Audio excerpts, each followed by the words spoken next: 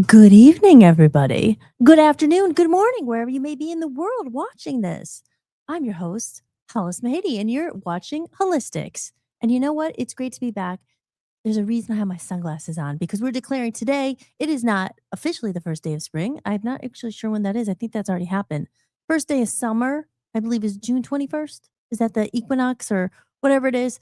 But I am celebrating today because I can finally wear my sunglasses. And yes, I don't wear them in the house all the time, but I do have a beautiful balcony out there and it's nice. I got a new chair and life is good. Life is good. And I wasn't technically gone for a couple days last week. Well, I'll explain. We'll get into all that. But it is just nice to be back and live because what I meant when I was gone, I was playing replays. So I was still here, but I didn't really like playing replays.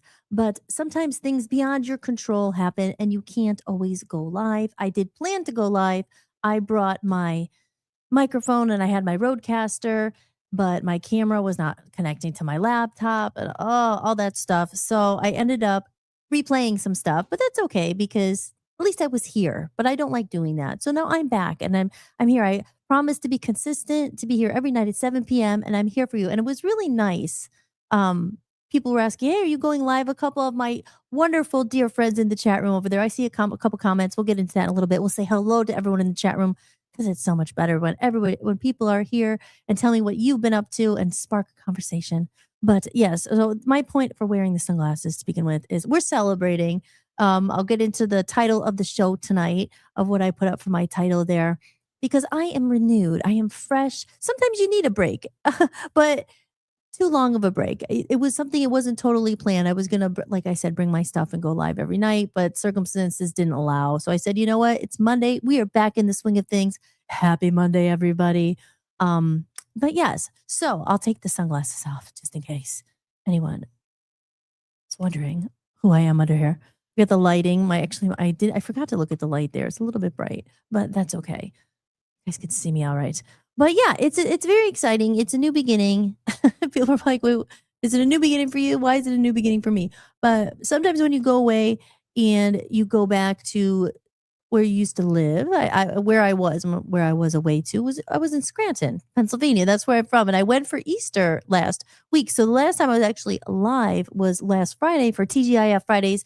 That was a great show. I actually forgot to upload it onto my website because I'm very proud of myself. After every episode I go, I do the song and dance, literally make sure I upload it there. And I'm very proud of my website. In case you don't know, my website is hollismahady.com. If you missed any of the episodes and you're like, who is this girl? What is she about? You could see some of my earlier episodes. I'm on episode technically new episode 16. So 16, almost 16 podcasts after tonight in the bag. And I'm proud of myself.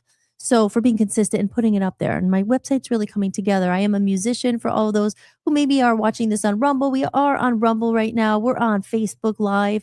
I am on the YouTube. A bunch of places. Still got to get the website figured out why it should be going live there. But all the website I mean, not the website, all the podcast episodes from my past just a couple weeks ago, they're all up there in case you want to see a rerun. But I'm always here. Now I'm here live. So I get very excited when I see the comments in the chat room. But I always say in the beginning here of Hollis-tics, we do a little housekeeping.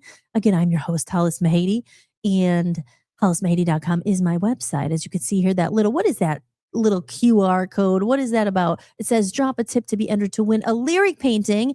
And when I was away, I finally was able to send out the lyric painting to the winner of the last drawing because all of you lovely, wonderful people who donated to me and who dropped a tip that helps support the show. That's why I asked for tips. I mean, you know, you're working here, you're trying to pay the bills, you're trying to be able to do this every night and stay live, but it costs money, unfortunately, to run all this stuff. So any little donation or tip or buying me a coffee helps so much. And it helps me have the time and not be like, oh, I need to go look for something else because, and then you find some other job to get income. And then it's like, oh, shift is 7 o'clock, and not be able to do it. So all those little tips, they go a long, long way and it really helps. And it makes me feel good. And I really appreciate it. So again, I sent that out to Joe, our winner. I don't know if he got it yet. Maybe he's in the comment section there. I haven't checked the comments yet, but we're going to get to that in a couple minutes. But again, just housekeeping. If you are interested in supporting the show after, you may be here and already know me, but people just dropping in, why would I give you money? there's a reason. Like I said, it tip support the show. We're here. I'm bringing entertainment and stories and connection to everybody, and just showing up for you because I like being in front of the camera. I really missed it. I was aware. I was like, my show. And like I said, it felt good when people were like, are you going live tonight? A couple of people wrote, where are you going to be live? So it's nice. It's really nice. So, yes. So there you go. The goal, we are at about, so I said, when we hit the goal of $100, I will do another lyric sheet giveaway. And when I say lyric sheet, I'm a musician and I've painted all my song lyrics on canvases. They're really nice. They're signed. I have my little bag and I personally, with love, send them out to you. And the winner, like I said, if you do buy me a coffee or drop a tip in the tip jar, and the best way to do that is just scanning that QR code or going to my website there, hollismahady.com. Right on the bottom right, it say buy me a coffee, and you just do a one-time thing, and you'll automatically be entered to win a lyric sheet. And I'm excited to look into some other things I could give away and doing contests and fun things like that to get people, I like to give back as well. And people like to get something sometimes for their money. They give a donation, and a lot of people just do it just to support. And I appreciate that so much. But I always like to give back. And that's why I was very disappointed when my tip cup went away. But we're going to get into that because I found another platform. I think you're all familiar with it. And I'm going to talk to you about it, that they send the live gifts, and it makes it really easy for people to help you, to send you little money and gratitude and stuff. Because let's face it, if you're a creator or if you're not, if you're just watching it and you do something else completely not like online or trying to make money online and stuff, people are always trying to make money. You're trying to make a living. So you have to, it's a balance because I love doing it. I would do it if I didn't get paid. But the problem is it's very hard. It's time consuming too. So if you're not getting anything, you're like, oh, how long can I do it for? But the thing is, today we're talking about new beginnings and anything is possible. And I am committed to getting income, generating more income. And we're going to talk about lots of different ways to do that. And if anyone else has, let me know how you do it. There's advertising, there's sponsors, there's, like I said, there's the tip jar, there's the buy me a coffee. And again, I'm not looking to be a millionaire here, but you got to be able to at least pay for your streaming service and all this stuff. So that's the housekeeping. That's kind of boring, right? But I'm keeping it real here. I'm keeping it real. So goals. So once we get to $100, and I think we're about, $20 I got since the renewal of the last one. So about $80 away, and we'll be giving another lyric painting. So again, if you like the show, feel free anytime, click that link, go to my website, buy me a coffee, and you're entered to win. And it's going to be worth a lot of money someday. That lyric painting is already worth a lot in, soul and heart, but it's going to be a collector's item because those are handmade from me. And I've never stopped doing music, and I've never stopped following my dreams, and I never will. And sometimes when you get reminded of that, and that's the episode name and the title of tonight, of remembering who you are. Because sometimes, you have big dreams. I think a lot of people have dreams, and I am a big advocate here of, I hate when people give up on their dream or whatever it is, their passion. So I'm always here to say, I'm living proof that you're never too old, and you can follow whatever it is. If you're never too old to start a business, you're never too old to start again. And take it from someone who has started over more times than I'd like to admit, more times than I wish I ever had to. But what's the option, right? You keep going forward. And I always talk about failure, and is it really failure? Is it success? Is it teaching you lessons to try it again next time and learn more? Because I had a lot of messed up stuff happen in my life, like everyone, right? But certain financial mistakes that really, let's just call a spade a spade. I don't like to curse, but really, I wish I had my censor button. That's not it. That's not it either. It's not even working. Oh, that's not it. But anyway, they really screw up your life. Man, let's go back to school, right? They don't want you to succeed. They should have given way more lessons on freaking how important credit is in your life. Like, I mean, I've made a lot of mistakes. Like I say, are they mistakes? Yeah, but some mistakes really screw up your life. So let me tell you, never co-sign for a car for anyone. I did that out of the goodness of my heart. They screwed me over really bad. And it takes a long time to bounce back. So listen to I would say your aunt. I'm not your aunt. Your Auntie Hollis here. Be careful. Be careful, because if you're not good with your finances, it will really screw you up. But we'll get into all that. So there you go. Let's go over to the chat rooms. I see some comments there, and I'd like to say hello to everybody. We're going to have a good night tonight. I'm inspired, and I want to inspire you and motivate you, because I'm always giving myself a pep talk here. So let's do it together.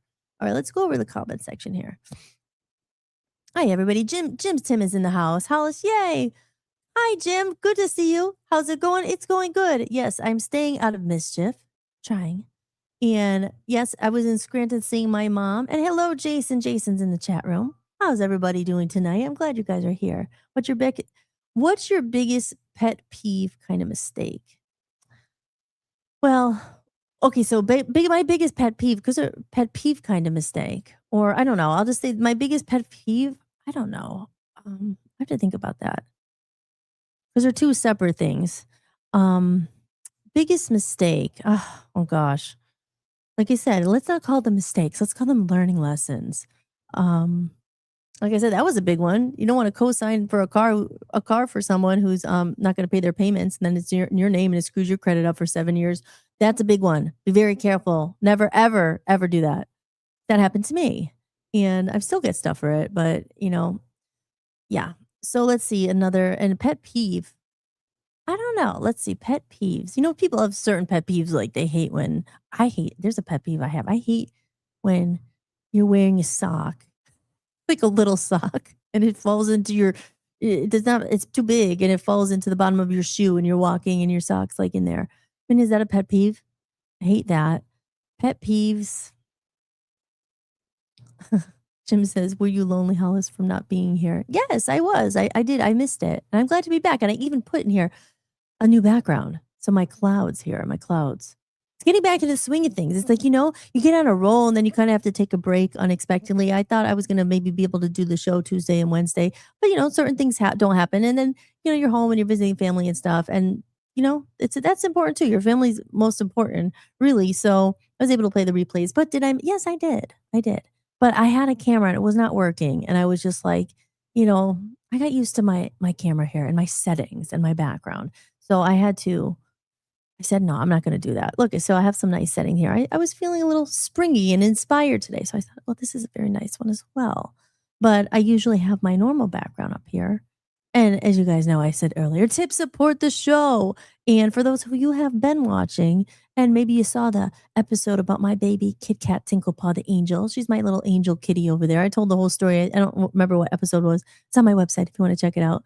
It's a beautiful story, and I have there. And I said this show is always dedicated to the ones we loved who are no longer with us, who are watching somewhere and watching out for us. You're always in our heart. So this is my background, but I just wanted to switch it up a little today with my clouds, and it's just a nice vibe. I'm feeling very springy and everything. So, but yeah, let's get into the title I put for the show here today. And I put it up it's on Rumble and on Facebook, on the YouTube. You got to go and change the thumbnail for all this stuff.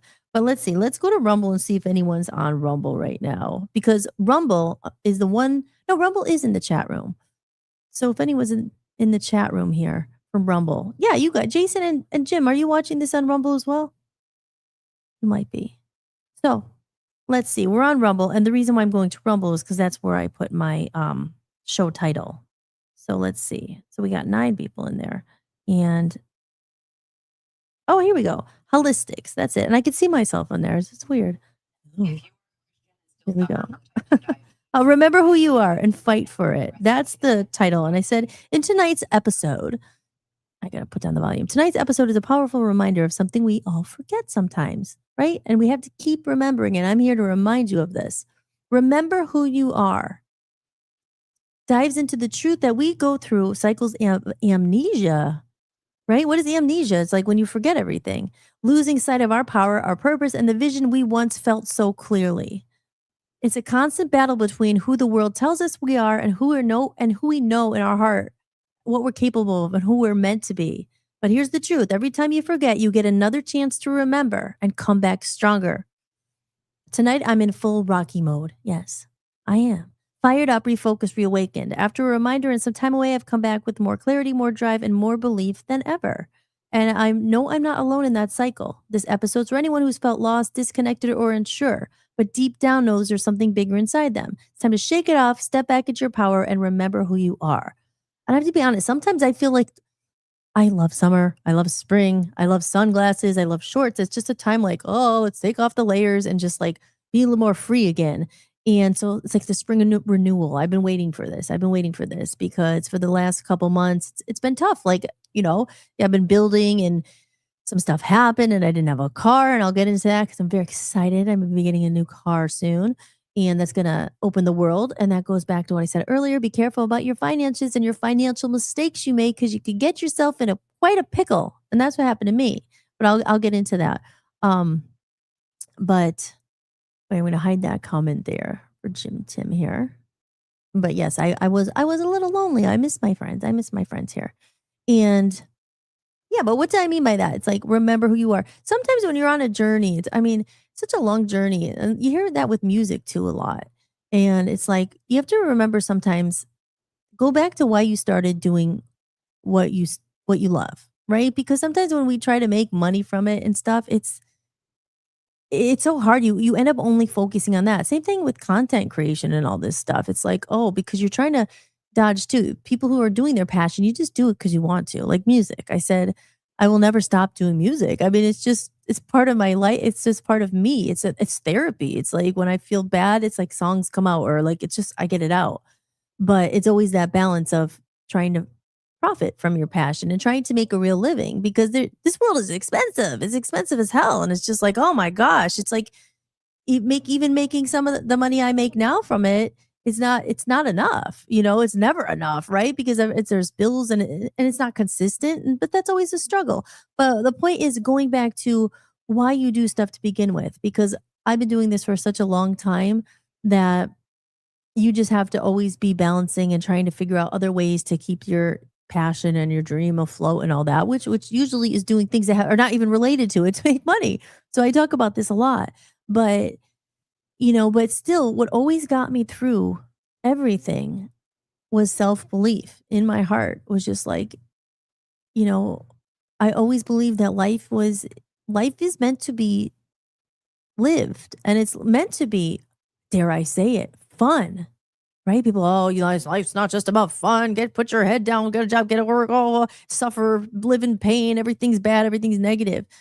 And that is the world we live. Like it is the Matrix. I talk about the Matrix a lot. That is what I talk about, the 3D world. I say, come to Holistics. And we try to forget about it for a while, but you can't avoid it. Reality, be realistic. No, you can't do this. And sometimes you really feel like that. Like, oh my gosh, which goes back to financials and being careful with your credit and be careful with things because you get yourself in a position where you really do feel stuck.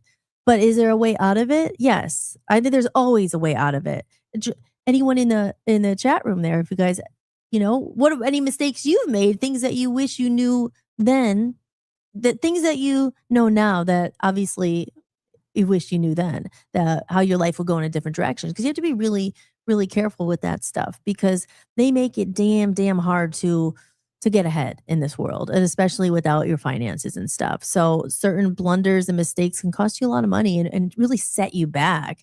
And it's scary how it happened. But like I said, there's always a way out of it. There's always a way to get out of the pickle in life. And I'm here to be that example. So, and you're watching in real time as it happens, right? So I launched my Buy Me a Coffee a couple weeks ago. And before that, I wasn't having that much income come in. And I got some people who bought me a coffee and I made some money with it. And just today I woke up, I was so happy. I saw someone bought my music collection. And I was like, oh yeah, that's awesome.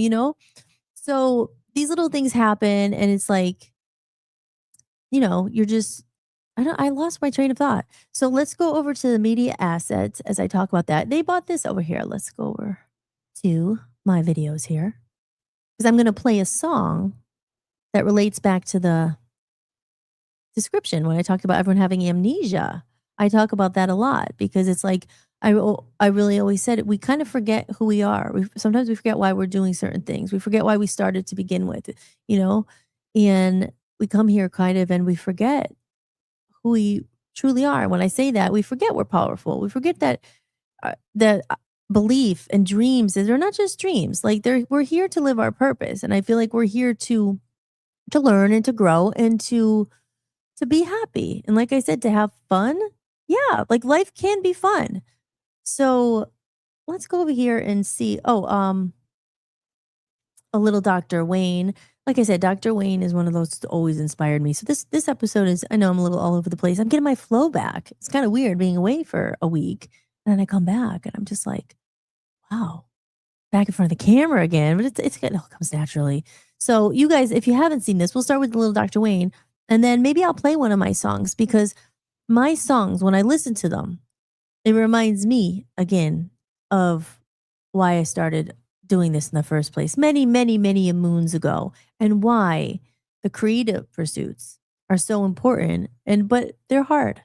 And they're hard also, and I'll get into that too, for people who took a chance and who left home. We'll talk about that because home is where this all started, my renewal of going back home and then realizing, I think going back to your home and where you grew up and for someone again, not everyone will relate to this because some people never left their hometown and that's fine. So but there's that struggle and that thing of going out and trying to make it on your own and leaving home. So we'll get back into that. But let's watch Dr. Wayne real quick because I love him and he's the one he's always inspired me from the beginning. So I'll play that real quick. Next principle I call don't die with your music still in you. And who better to quote than Thoreau right here in Concord when he talked about some of us hear a different drummer and we must march to the music that we hear. But all of you, everybody watching, everybody here in this beautiful parish, all of you have some music playing. And all of you have a heroic mission. There's no accidents in this universe. We all show up here with a purpose. There's an intelligence that is a part of everything and everyone, and all of us are connected to it. And too many of us are afraid to listen to that music and march to it. You out there, I know you have a book you wanted to write. I know there's a composition you wanted to compose. I know there's a song you want to sing someplace. Maybe you want to raise horses out in Montana. Or maybe you want to open up an ice cream shop on Cape Cod. Who knows what it may be. Maybe you just want to travel and see the world. Maybe you want to go into a relationship with someone but you've been afraid to, but your heart says it's the right thing to do. All of us feel something. And in Leo Tolstoy's famous novel, The Death of Ivan Ilyich, he asks this question that would be terrifying to me. He says, as he has his accountant from Moscow lying on his deathbed, contemplating the horror of this question, what if my whole life has been wrong? I've known what my music is. It's playing right now.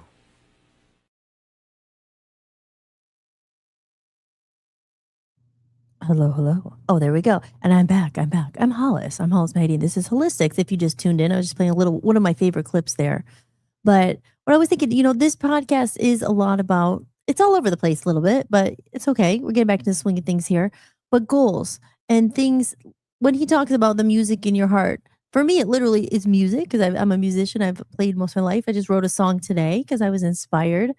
And people in the chat room, anyone watching this, do you feel that? Like, let me know something that you want to do. Maybe something you're working on. Maybe something you've always wanted to do, but you haven't taken the steps to do it. You're like, I wish I could have done that. And because I love to see, because like I say, this podcast, I'm the host, so I'm here, the one talking, but it's not just about me. It makes it fun. I want people, let me know if you had a goal that you've always wanted to do or something, whatever it is. Maybe it's writing a book, or like I said, or maybe it is playing an instrument or whatever, like I'm trying to think of other things, like starting your own podcast. That could be something. Like, what is it that maybe your goal is? Because I'll say my flat out goal right now, after all these years, and I'm tired of it, is like, and you hear about everyone, you just need to monetize, just monetize your content. Well, we're going to do that. And you're going to watch my journey in real time. And we are going to monetize the crap out of this because I see a lot of other people bring it rolling in the dough. And I don't know how they do it, or maybe they're just saying that, but you hear that on YouTube, you could be monetizing. Why don't you get on TikTok and monetize and do that? Well, if I knew exactly how, I would be. So my biggest thing right now is my buy me a coffee. And I said, there's those little tips on the tip jar that I had here, but it's a big pain in the butt and it's not working. The things where people drop the coins in. But this brings me over to TikTok. I'm going to talk about TikTok because how many times you hear I've used the app, right? I have an account on there and I didn't really do that much on it. But there's another account I have that I'm growing. And as for research purposes, I've been going into these live rooms on TikTok. So it's similar to this where you just how many people have been in TikTok? I'm gonna go over the chat room and see if anybody's in here. Oh, look who Gareth to the room. I would say mistake I made was expecting give and take with my employers. Sadly, you're only a number. Gareth, I feel you. I feel you. Right now, my husband and I know he wouldn't mind me saying this. He's looking for a job. He's unemployed right now, and they after 6.5 years, they just fired him, or they said they eliminated his position. They terminated his email like for no reason. They didn't give him any reason why he was like they've been horrible to him and expecting give and take. I understand that, Gareth, 100%. And Gareth, I don't know how long have you been here, but I mentioned you earlier, not by name, but I said someone really brightened my day and made my day today. And because I saw your name there, number one, and I recognized the name right away. I was like, oh, I remember Gareth from the UK. It's been a while. And he had bought my music collection there because you had, and I said, I was surprised because I was like, I bet you, I know he already has all of it because I remember you were a big supporter and it meant so much to me and it still does. And he had it on CD, but he said he wanted a digital copy of it. And I said, and he bought it from the Bandcamp, which I know I still have, but I haven't updated in a long time. And that's why I wanted to make sure you got that link to all of my music collection right there because I'm selling it. I'll play the commercial in a little bit. But I'm glad you have it. So welcome everyone. Let's give a little round of applause. I love Gareth. Thank you so much for being here. And I'm glad you found it. Where are you watching from? Okay, you're on YouTube, it says. Here, I like to give a round of applause. And I didn't do that yet. Round of applause. Thank you for your support, Gareth. Always. Thank you so much. And everyone here, I forgot to do it today, but I always say if you're in here in Holistics today, sometimes it's just getting through the day it's a good goal. You know what I mean? Sometimes it's Monday, people are going back to work and I'm here to kind of like I said, just be a couple minute or a couple hours because I tend to talk a lot, but just give a break. We forget about the matrix for a while. We have just I always do my sound effect. Like have some fun, talk, connect with each other, connect with like Garrett. I haven't could talk to you in so many years. It's been a long time. And last week we had James in from the UK. Chris pops in sometimes. So all these good friends and just coming in and connecting. I always say real humans, real connection. We live in such a hustling world and talk about social media. My God, that's what I'll get into the TikTok stuff and my social experiment and how we're going to grow together. Okay, and we're going to hit our goals together. That's why I say if you have any goal, mark this day. What is today? I've lost the track of time. It's April 13th. And we're going to be here for each other. Like I said, I'm showing up consistently to be support because you know what? I need support too. And I love when people return and they come back. And even I had a friend write and said, I miss your lives. Are you going to be there? And I said, yes, I am going to be here. And, it felt good that they missed me. And I said, I miss you too. It's nice. So we're building a little community. And I said, with my band, I have been off stage for so long, which I will be on music stage again soon because we're manifesting all this. But we're not just manifesting. We're working hard to make it happen. We're manifesting our goals. But this is like being on stage again.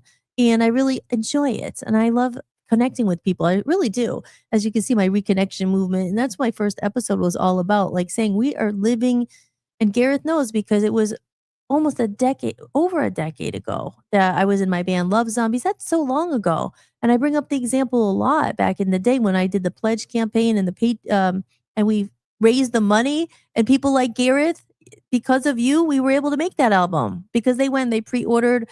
They helped to give me the money I needed to make that album and stuff. But now we're in a totally different age, like 10 years later. And it's like everybody's making money, trying to make money, asking you for money, monetizing. And it's like, gone are those days. Like I put out my Patreon and my Buy Me a Coffee, got a couple people, but it's not like it used to be. So it's not that it's impossible, but now it's a lot harder because like I say, everybody's doing the same thing, and everybody's trying to make a living and asking for money. And it's good in some ways because there's ways to do it. But at the same time, there's that whole other half of the equation is like, it's not good enough that you have a new album now. It's like, You need a lot of money to advertise it. You need a lot of money to break through the noise. You need a lot of money to break through I'm trying to curse the crap of AI and like 7 million generated songs like a month or a day. I don't know. I still need to those statistics.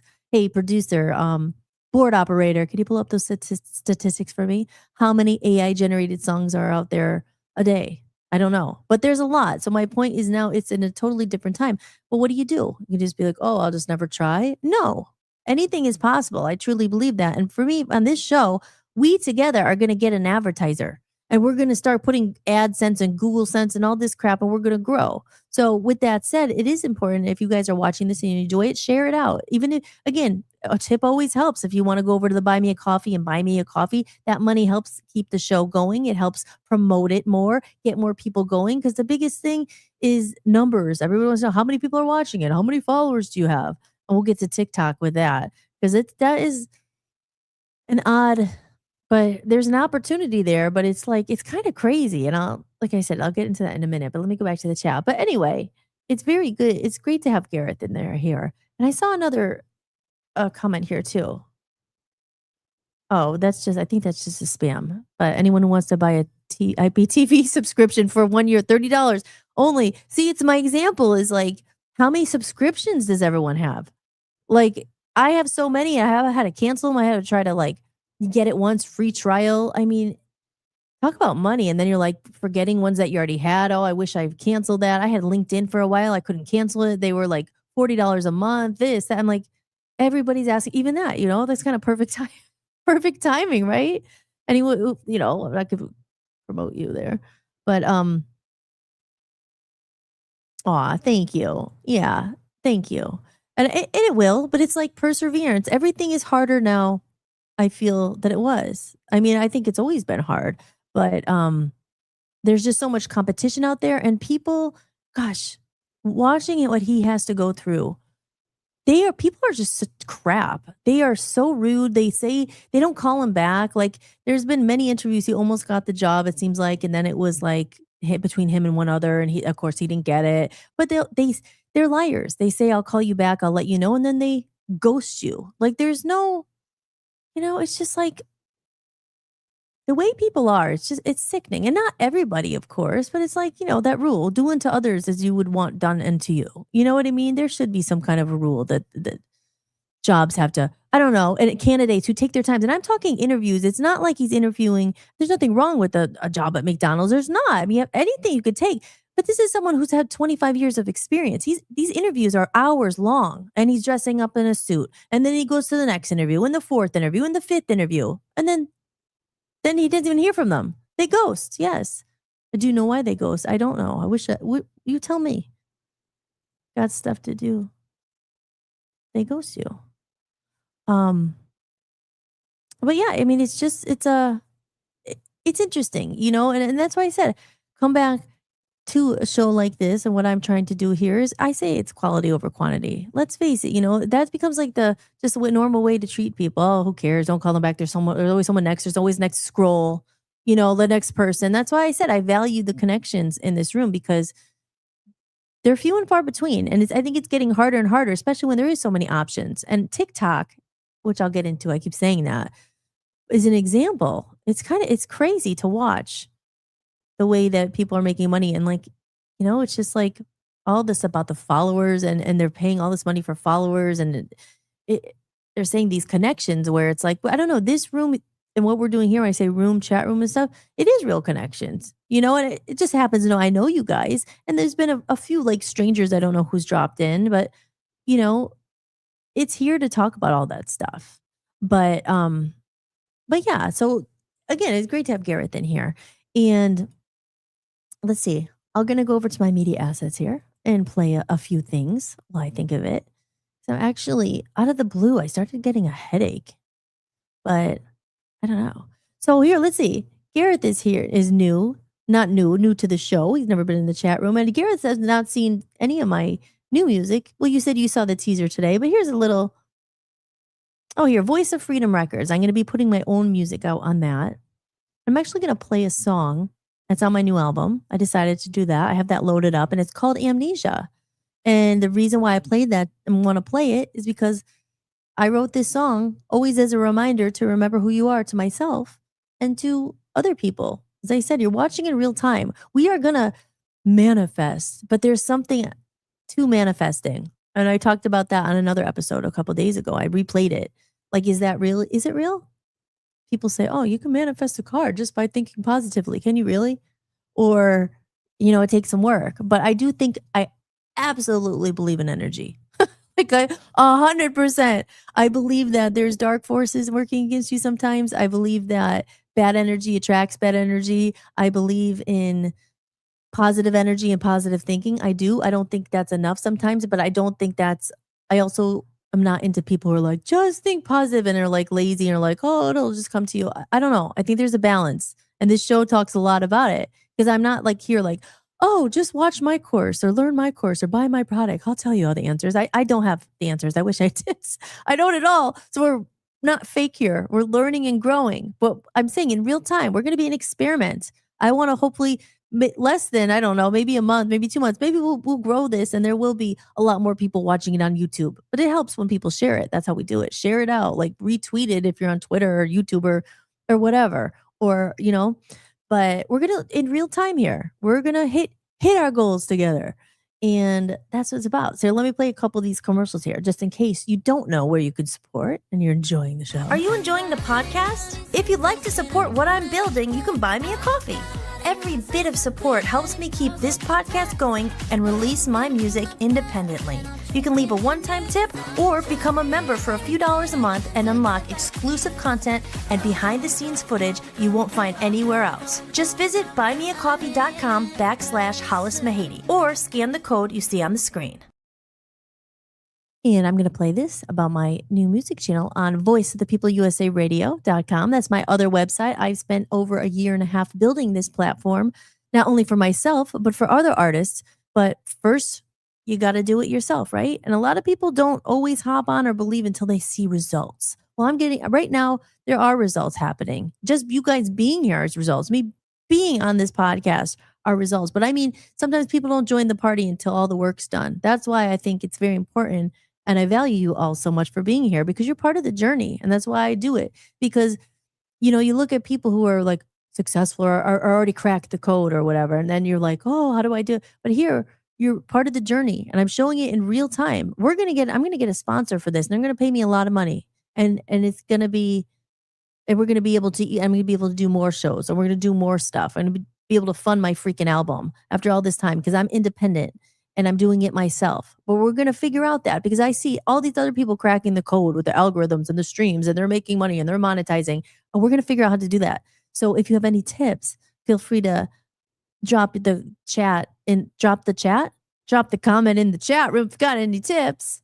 But we're figuring it out together here. And I'm an open book. I'm honest. I'm just like, oh, I have so much songs, so many music, and a book, and I have so much stuff. I have a Love Zombies kids book written. I have an audio book. This is all the stuff I've been building. And then I said, you go on TikTok, and the way they make money is just sitting there and being like, hey, I see you. You follow me. And they're sending them money. And it's like, it's crazy. It's a real weird world. So we are going to do what's it called? A real-time experiment and project because I got myself a TikTok account and I want to see if this stuff works. It's all about the TikTok shop.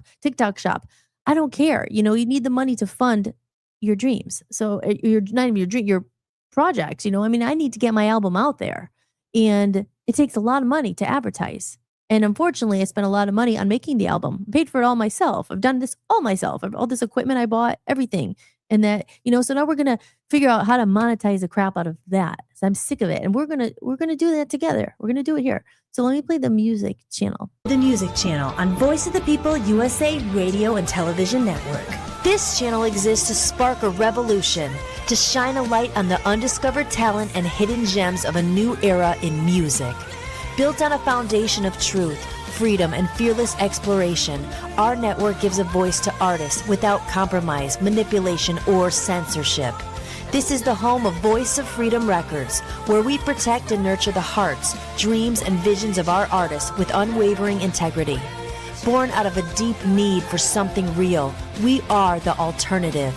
A platform where true musicians and creators are celebrated without strings, without gimmicks, and without selling out.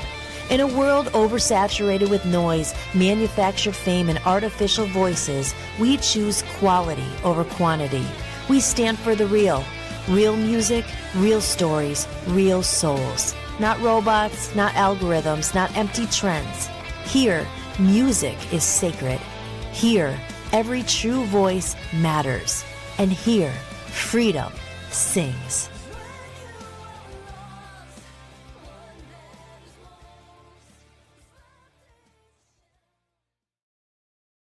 There you go. And what is that again? In case new people in the chat room here are just stumbling upon this on Rumble or wherever you might be watching it, I am broadcasting live on VOPUSARadio.com. When I say I built it, I literally built the website, I built the platform, worked with the company, and they broadcast it. We're broadcasted live right now on Roku TV, and we're on Fire TV, we're on Apple TV, we're on the apps, we're on Android TV. So I'm actually everywhere. And I said the biggest thing right now is advertising it. But most people don't know that. They're like, and why would you do that? Why did I go to the trouble to doing all that? Because social media is so oversaturated, and there is a lot of questionable things like robots and who's real these days. You know, I said it and I'll say it again.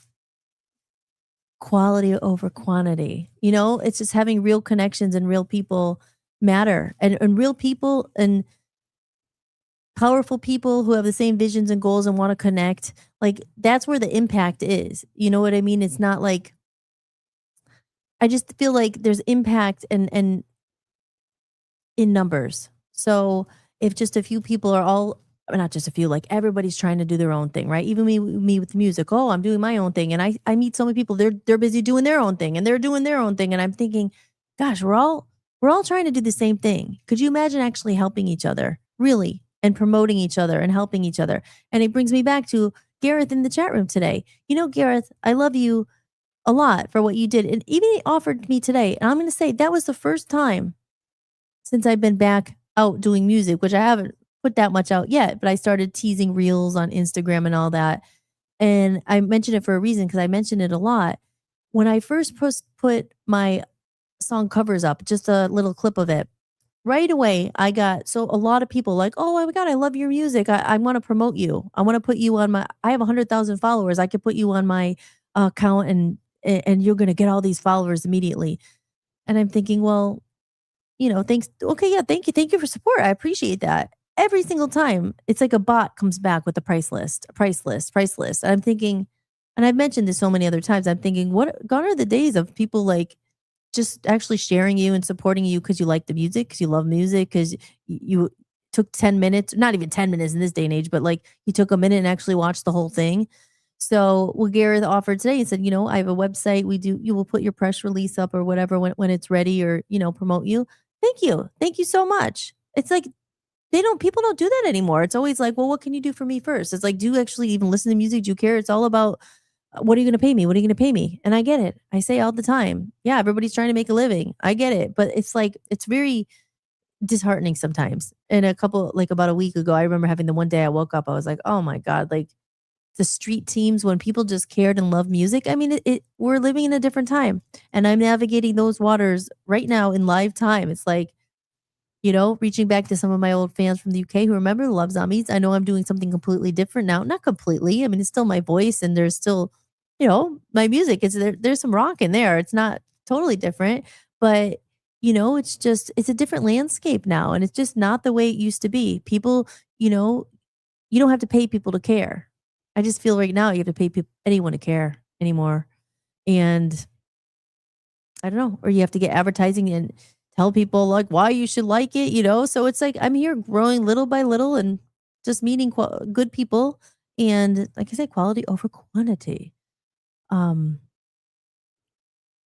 and Jim says, thought you and Dan built it. Yes. Well, when I say built it, so Dan is the one who obviously for 20 freaking years, he built the underground following of everything he has. But when it comes to technical stuff, Dan's not the greatest at it because he's busy doing everything else. So when I say the technical stuff, when I built it, yes, it was like making every video, every thumbnail, everything you see up there, like graphic wise and everything. When I say I built it, yeah, that's what I mean. But yeah, I mean, I couldn't do it without Dan. I mean, it's his idea, and I ran with it. And I said, you know what? I always wanted to do stuff with music. It's all connected. So, yes. And Jim Tim says, I gave you the headache, Hollis. Yes, I have my headache. No, you didn't. I think it's because I didn't eat anything today. Um,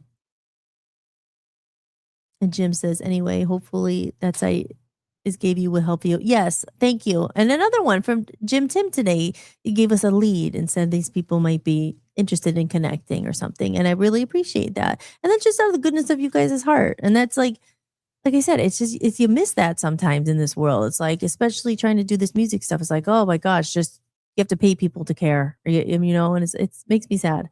But back to the job stuff. Yeah, it's all interconnected. Like I say, cheesy but true. Be the example you want to see in the world. And back to Garrett's point, of saying, let me see if I can find his comment. He said, mistake is expecting give and take with my employers. But even just give and take in life in general, right? Like you feel like you try to do the right thing, you give, I'm not saying I'm some saint or anything. Like, oh my God, I can't believe, but it's just like you expect you would never treat someone that way. And you would hope that they wouldn't do that to you, especially when I've had that with jobs too. You're a good employee.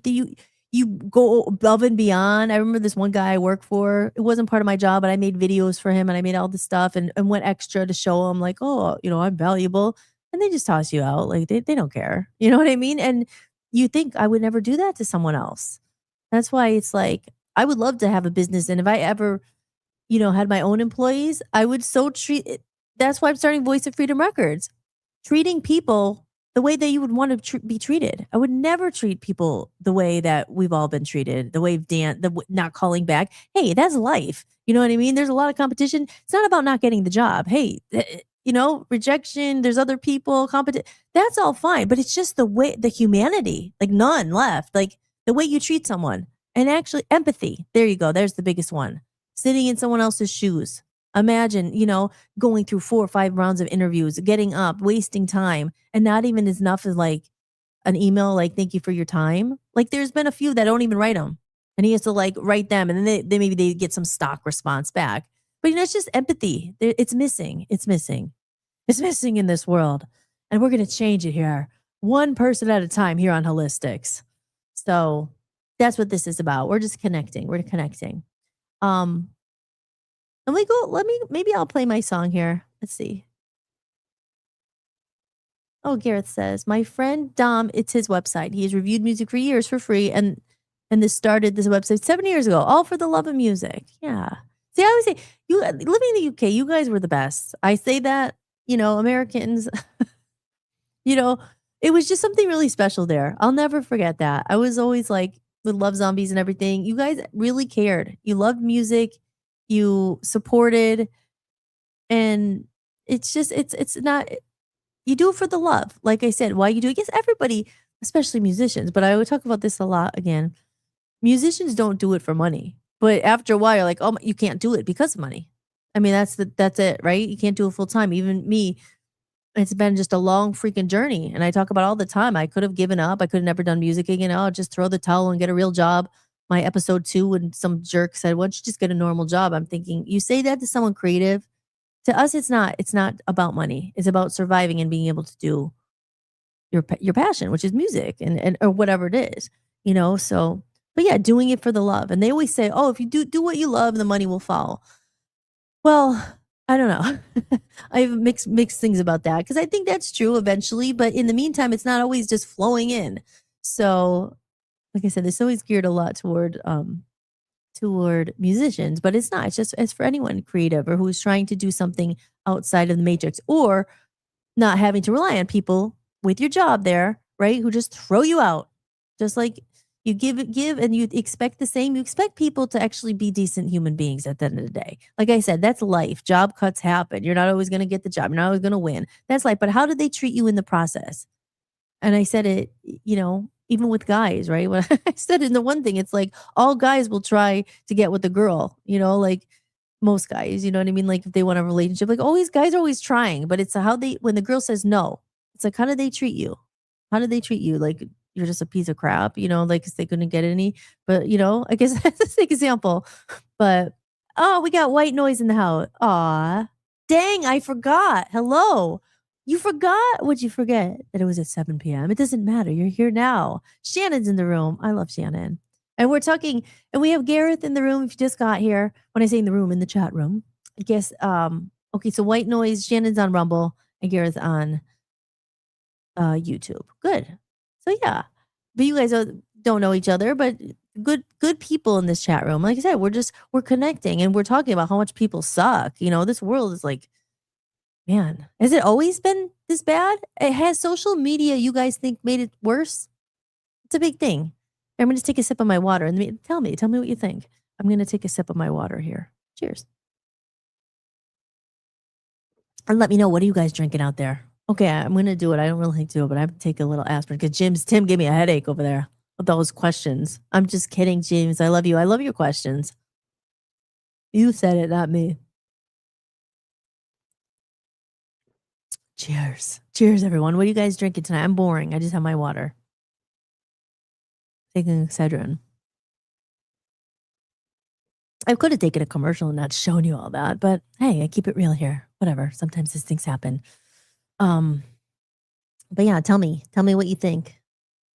So let's see. Maybe I will play. Should I play a song from my album? My new album? I've never played this for anyone ever, but I loaded it up here. It's just the MP3, and it's called Hollis. Well, because I'm taking Excedrin. I guess I should have just gone to a commercial and not shown that, but who cares? This is my show. I can do what I want. Okay, media. Let's go over here and see.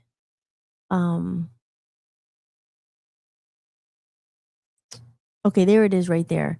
So I don't know. You guys want to hear a song, some music?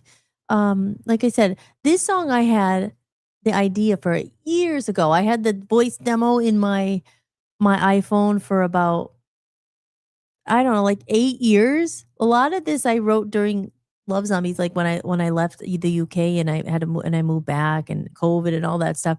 But amnesia I had for many years because I always said, it's like we come here to Earth, right? Here we go. Here gets the weird parts. Almost like we come to Earth and like little scattered like rats are like, oh, like we forget. Why are we here? I always say the biggest reason we're here. Again, this is my opinion. Maybe people don't believe this. I feel like we're here to love each other, to connect. Now that seems like, oh yeah, right. Love each other. Yeah, right. Like, look at this world. Like, what the heck is this place? We're here to love, grow, learn, experience life, and connect with God, connect like your higher self and have a human experience. We're here for, that's my vision. To me, that's why you'll hear me say, I don't give a crap about material pursuits and all that. Yes, making money, sure, to survive and to buy the stuff you need.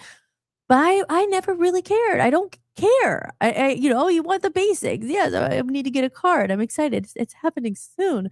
But why are we really here? Is it just to like get followers on TikTok, scroll, make money, buy stuff and die?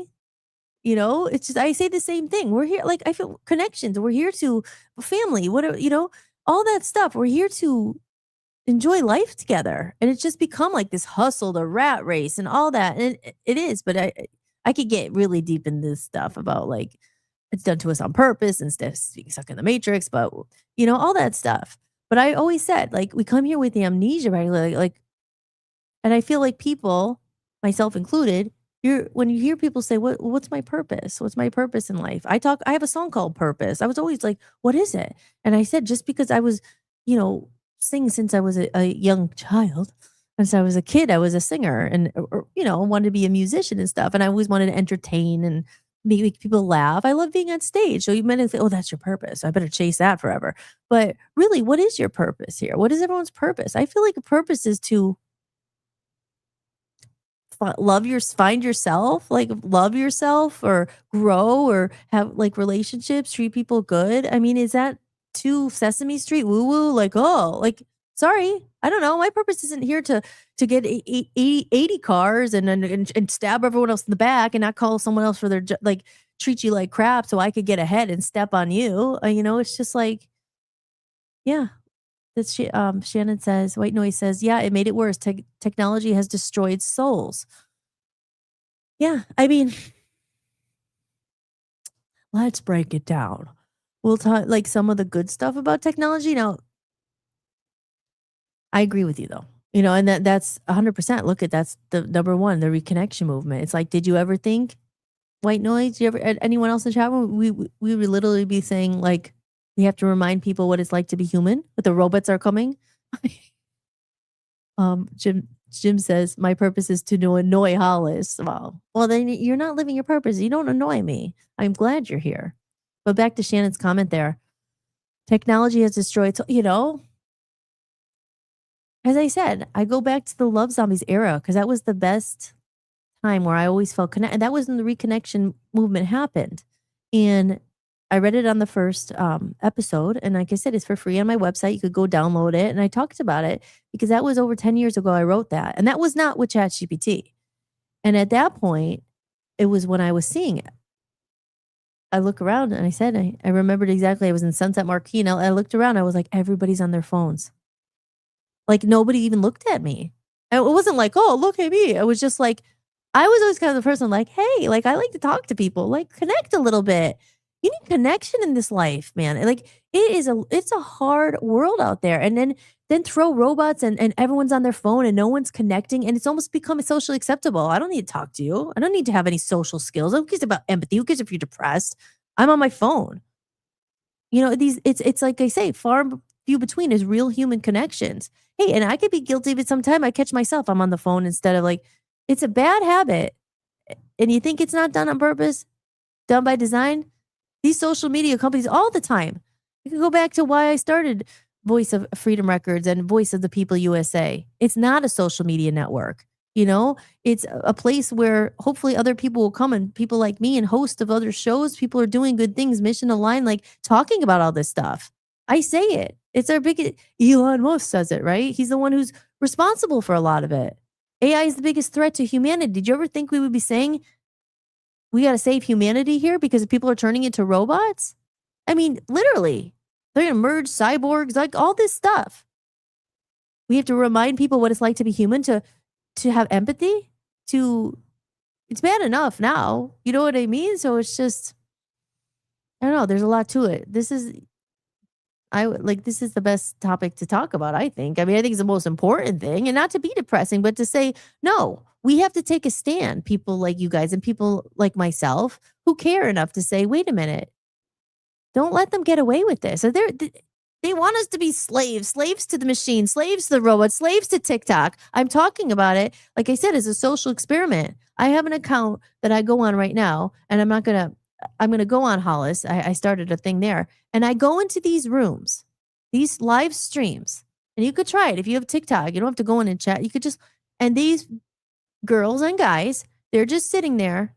They're saying nothing of value. Like, they're just saying, oh, I see you, scoop me up. I'm your bestie. Oh, we're connecting.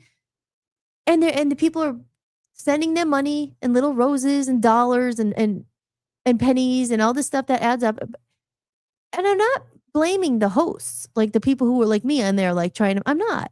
But I'm just saying that they think that's real connection. Like these are, and of course you get made a big deal of if you send something that costs $1. Oh, and you can become the top fan if you send $5. And then they make a big deal about you.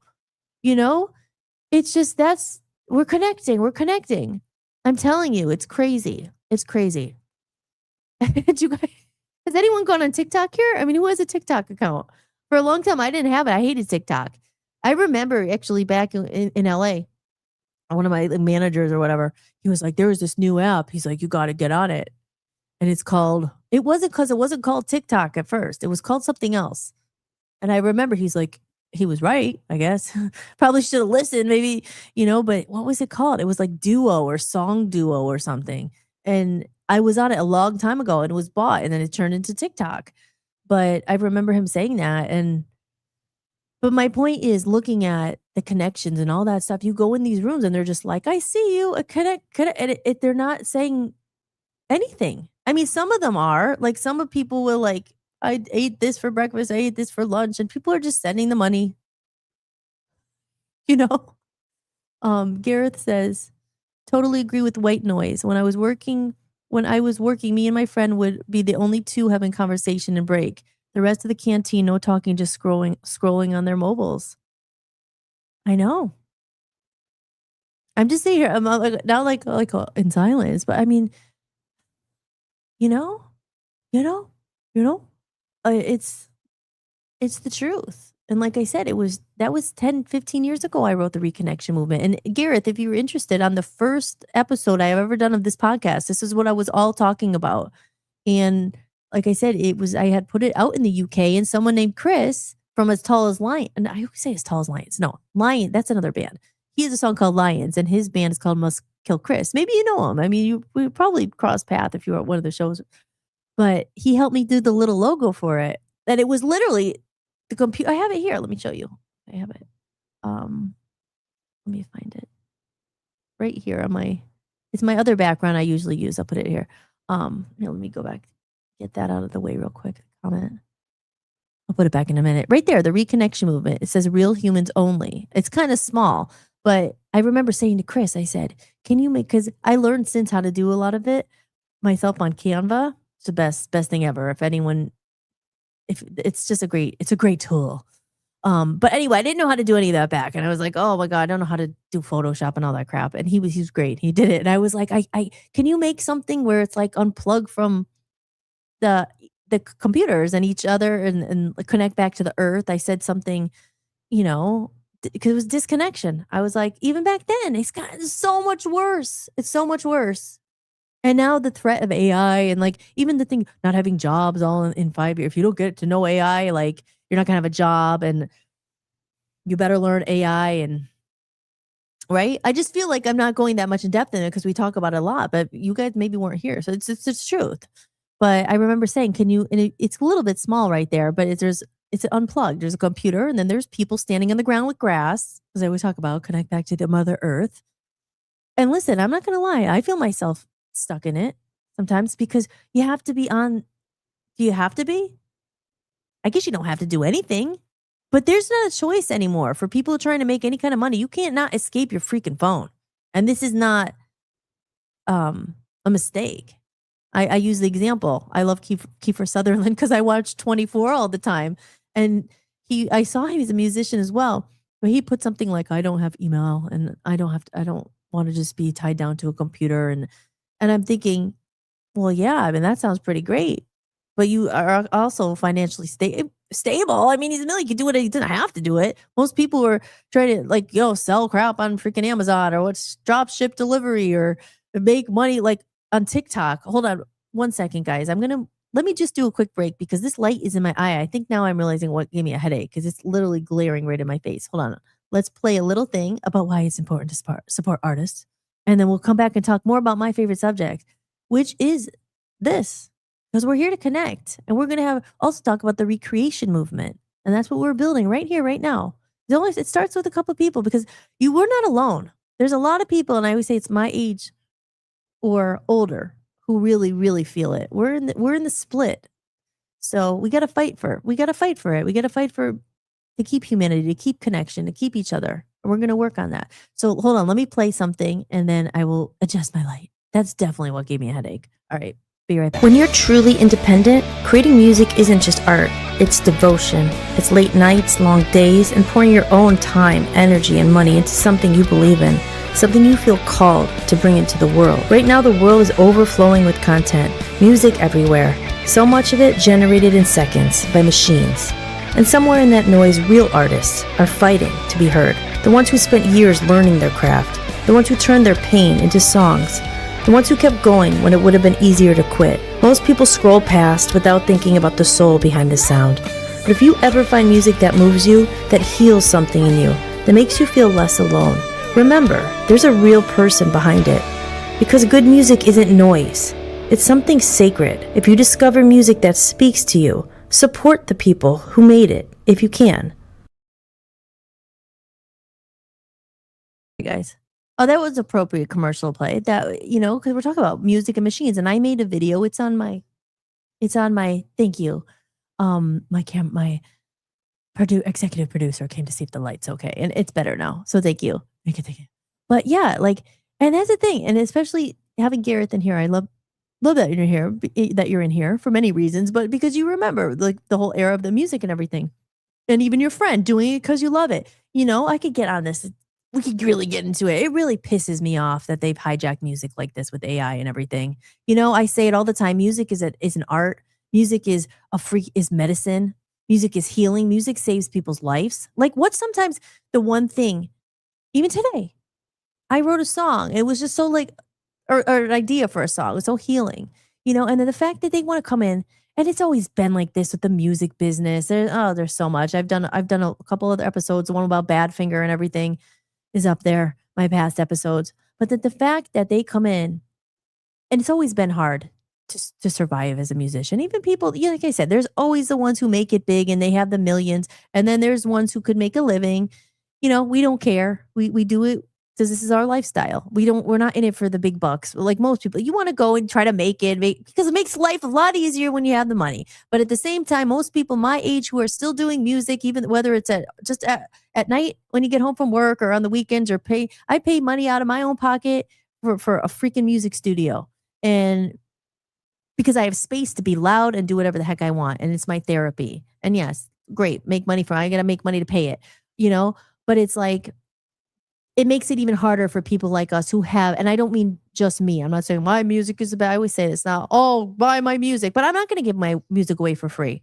If people I'm not out there, I don't want to say the W word, but whoring myself. Watch my music. It's like, I put a lot of money and my own money into it. I'm just going to give it away and be like, could you look at my music? Will you look at my music? But then you feel like, oh, how do you get it out? And you have to do this and you must put out 8,000 micro content songs, and you got to compete against everyone on TikTok to see your songs. And, you say competing. I don't like to use the word competing, but it is. It's like you're competing against machines and all these other people who have decided they want to be a musician. They want to be an artist. Now, one, I think if you're a musician and you want to call yourself, you should know how to freaking play the guitar or know how to play a piano or know how to read music. I mean, no, I know how to read music. I know how to write songs now. It didn't happen overnight. Trust me. It took so long, to sing. If you want to call yourself a singer, it's not just, a voice app that you're just talking to and it turns your voice into a singer. Like, I'm sorry, but those are the people right now who know how to monetize, who know how to do this stuff. And it pisses me off. It's like, that's why I started Voice of Freedom Records, is put my own stuff out there. And like I said, I'm not the end all be all, it's only me, but I dedicated my life to this. I've sacrificed. I have music equipment. I have stuff to show. Like I was out there. I recorded Abbey Road Studios. I did a lot of stuff. It took a long time. And it's just they come in and they just make music a total commodity. It's like, oh, how much are you willing to pay? Like it's always been pay to play, right? Like at life, pay to play. How much money do you have? How much money do you have? Because there is a lot of people who are talented out there. And I say there's a difference too, though, between a musician and a singer and an artist. An artist isn't just someone who,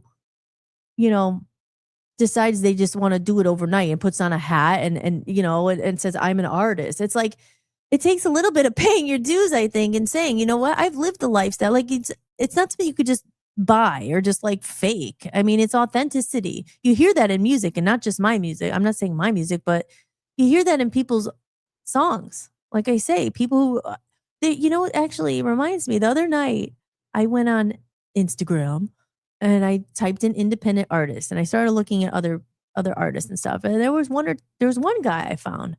He was so good. But he was older, and he was doing other things. Like not just music, but there was one he was painting, he was reading poetry. I mean, it was so good. And again, I'm not saying it's just, you have to be older to be good. There are some people who are young, who are good and stuff. But I'm against it all because I'm kind of like, oh, they're not, there's all these like, but I'm like, you know what? Give other people, you can't just be like that. There's a lot of people probably like me out there. I just feel like there's people who are older who are still doing it, who have been put in their time and done it for a long time, are, they have something worthwhile to say. And they have, and you could just tell in his songs. I love it. I actually messaged him and said, would you like to be a guest on Hollis-tics? I'd love to talk to you. But he didn't write back, but I don't know. We'll see. Maybe he didn't get it. He's probably whatever. But There are some people out there, and those people, but of course, he didn't have a lot of followers. Like, I was going to look at people purposely who didn't have many followers because, because they're actually busy actually making good stuff. They don't have the whole algorithm crack. Let me just follow. It's just gross. Like, that's what you have to be focused on, in order to get your music seen or heard. And it's saying, like, I'm saying, I'm in the real, you're seeing me real in the real journey here of like breaking through it or whatever. But do we really want to break through it, or we want to pave our own freaking path here? We're going to pave our own path. And I said the reconnection movement now, and this came out the other day, and actually Dan was the one who said it, and I was like, oh my God, that's, yes, the recreation movement. Create some, if there's a need for it, instead of sitting around crying and saying, oh, I wish it was the way it used to be, because we can't. It's not. AI is here. It is here. It's not going anywhere, and it's just going to get worse. But what can you do in the meantime? When people say, oh, the people just don't buy albums anymore. People don't buy music anymore. Well, like I said, well, then make music good enough and value yourself enough to say no. Make music good enough to buy. You know what I mean? It's supply and demand. That's why I get mad with this AI and the AI tracks and all that stuff, and competing against robots and all that. Because like I said, I use AI for something. I use ChatGPT all the time. I'm not going to lie. You know what I mean? It's clips and all this crap you have to do. You have to use it because you can't beat them, join them, but use their system build a system within their system. They force us. They're not going to force us to lose our humanity unless you let them. Sometimes you just have to say no. And like you said, some people, like you said, you're out and they're just scrolling. Like Gareth said here, they're the only two having a conversation on the break, because it's just like we have to give ourselves our own rules, almost like even here, I'll use my phone and stuff, but this is a moment to connect, to talk to each other and bring other people who might be feeling the same way in here and saying, they actually just connect, connect off of here. I think the other night Aaron was in here and Chris, I don't know if they connected off a line and talked, but they're two great like musicians. And Chris is going through the same thing too. He's a musician. He's trying to get his stuff out there. And we're always saying like, oh my God, the problem is not even making the music anymore. It's like you make it and then no one will ever see it because the algorithm and all this other crap you have to deal with. So it's a crazy time, but we're just here to talk about it in real time. And this Shannon says it's also crazy. But that's the thing too. Now it seems like doom and gloom. Now that is why this podcast was titled Remember Who You Are. You don't have to play their fucking, oops, I said the F word, sorry. Try not to curse. This is my one. You don't have to play their freaking game. I'm just trying not to curse. You don't have to be sad. They want you to be. They want you to give into it and sit and think that there's no humans out there left. There's not. Can't say that. It's not true. 'Cause I'm one. I know my husband's one. I know a couple others who are connecting, and people in here have shown. So it's not totally true, but they want you sometimes believe it's all hopeless and no one's connecting and there's no humans left. There are, but it's become like not the standard. You know what I mean? Like the status quo. Like, oh, this is just how you do. Who cares? Don't bother talking to that person. I'm on my phone. It's like it's acceptable. It's like, well, no. Then you have to kind of put your foot down and say, no, I'm not going to do that. And I have to do it too for myself. Like, okay, let's not have phones right now. You've heard of that about people going to dinner and they have to actually put their phone in the hat and not look at it during dinner. Because there's like people don't know how to connect anymore. Right? It's like there's a moment of silence. You're like, how do I deal with this? Because I used to drink alcohol a lot, I'll be honest, there was so much, it was just part of your thing.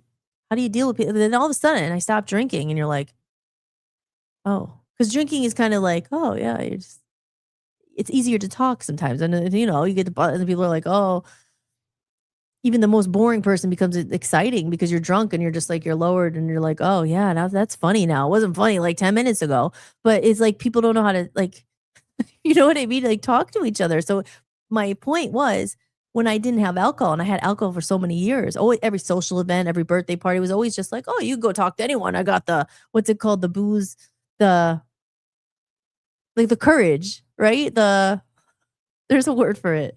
I was gonna say the booze balls, but that's not a thing. I just made that up. You get like the liquid courage. Oh, I could just go talk to that stranger now. I'm done. I've had a couple beers. You could talk to anyone. And then the next day, you don't even remember talking to them, or like, and you would never say it. And then people, I would never say that if I wasn't drunk. You know what I mean? Your inhibitions are down. But what was my point? Like back to with phones. It's just like, oh, I don't have to talk to anyone. I got my phone. It's, oh, I got a text. But now it's like, just sit there in a room with someone, no booze, no phone. And you're forced to connect. I mean, some people you don't want to talk to or whatever. You have nothing in common. But it's just like, and that's the shame of it. And that's sad. It's the hardest part about the generation is that they're not going to have these social skills. And it's up to people like us to remind them and say, wait a minute. No, like empathy means, calling someone back. Don't just fire them or it's like empathy, human. But it's always been like, this is just a hard world. I mean, this is the way it is. Politics. Oh my God. That's why I don't talk about politics on the show. That's the most nasty of all of them. Oh my gosh. Politics, and then music business, entertainment business. I mean, this is just like, life is like, oh my gosh. They just are. I should play my song covers. That's what it's about. I mean, they'll spit in your face. They'll kick you down. I don't care. Put pee on you if you're on fire or whatever they say. I mean, this world is crazy. So it's like just meeting some people who are like, oh, goes back to the UK. There was a lot like good people there. Like good connections. And there's so many people I don't talk to anymore from LA. I have no friends from LA. Maybe one. Quentin wasn't here the other day, but he's not from LA. But I reconnect. He's great. I love Quentin. But just connections, just empathy, and not being so freaking fake. Oh, everything's great. Everything's great. No, sometimes not everything's great. It's not like you have to sit there and like cry about it, but or just be like, oh, everything will ever work out. Oh, everything, and just sit and commiserate and be victims and sob stories together.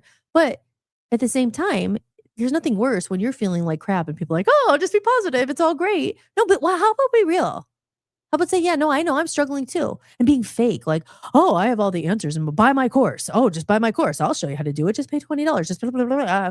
And then you have to be fake. And like, oh, does this make sense? I don't know. Where's everyone in the chat? Is anyone still there? Yeah, thank goodness for music. And that's why, like I said, we fight for it and for quality music, and don't let them just say that music's a commodity. No, it's not. And people and real artists and people who have sacrificed, because we do it for ourselves, but you also do it for other people because we know how important music was. And I used the example the other night about Badfinger and told the whole story. I mean, those people wrote songs that I listen to now. They're just one example. Michael Jackson's another good. There's so many that have gotten treated so badly by the record companies. Like both of them committed suicide. And they've written songs like I Can't Live with like some of the most beautiful songs. Like maybe it's not your type of music, you don't like it, but whatever. The point is most songwriters, they're writing from their soul, their heart, their God. They're so important to not just exploit, take advantage of. They died penniless and they committed suicide, all because the manager took all their money and didn't treat them like humans. I mean, that's what you're saying. You just get thrown out. Like you're just another number. And that's why going back to amnesia. What is this life about? Purpose. Amnesia. We come here, forget. Not everybody, but you forget. We're not just here to make material possessions and treat people and hop on, climb the corporate ladder and stab this one in the back and do this. Like, ew. Ugh.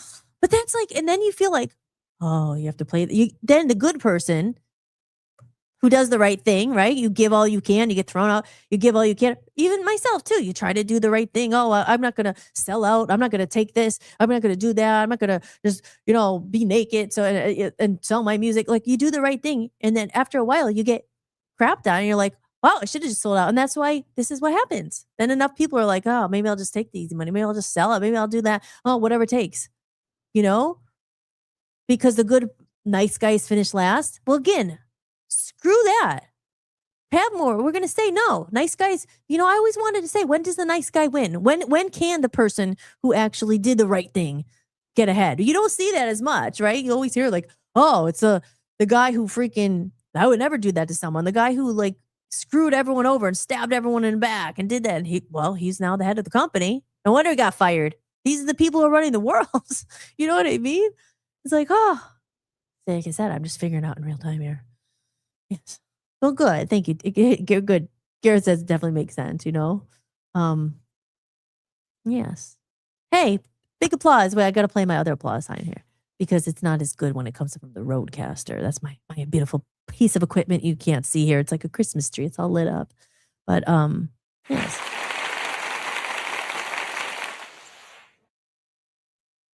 Back to the comments because I saw one from Garrett there that says, "Oh wow, Pete Ham is buried in Morriston Cemetery." No way. When I was well enough, I used to walk past every morning, walking my. Oh, Elfie, your dog Elfie. Do you still have your dog Elfie? Pete Haim. Yep. I always say it wrong. Is it? I mean, I know I won't be able to hear you. Is it Ham or Haim? But maybe it's Ham. But and his bass player. I don't. He's probably not buried there either. Pete. Wow. And Gareth, I know you're in the UK. What part of the UK are you in? I don't think it's London.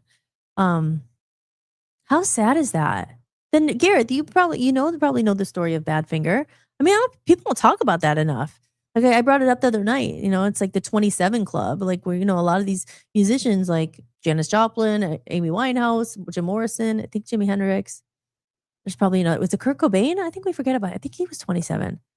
Like you should, I mean, those are the ones you always hear of. The 27 curse, and they all died when they were 27. But I did my research.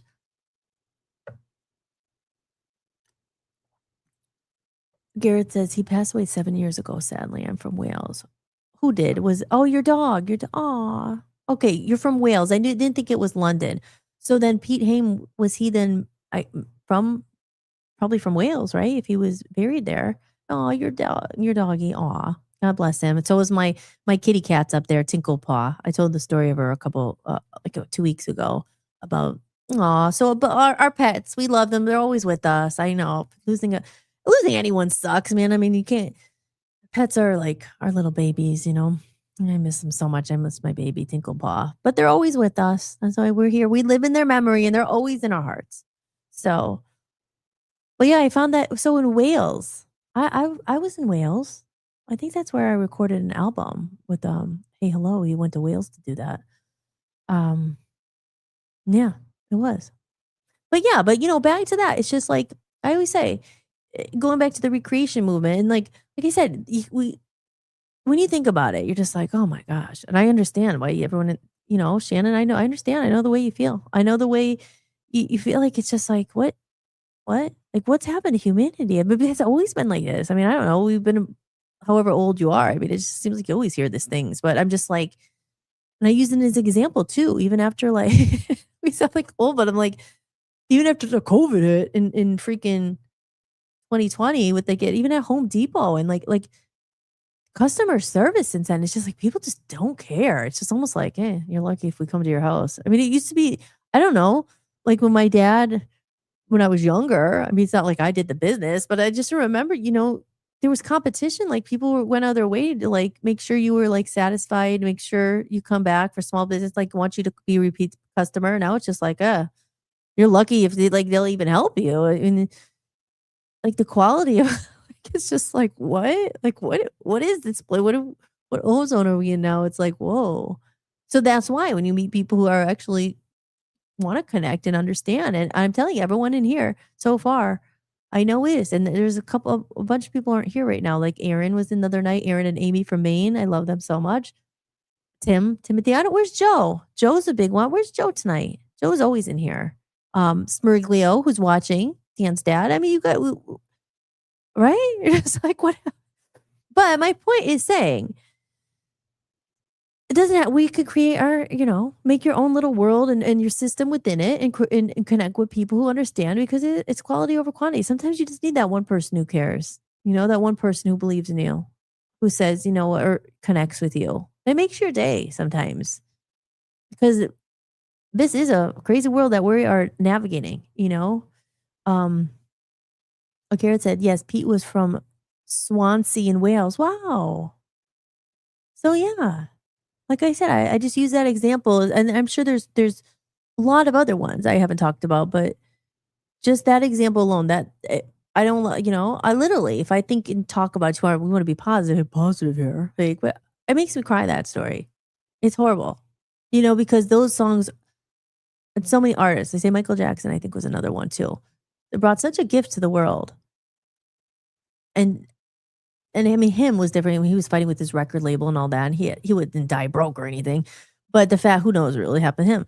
And there's many others.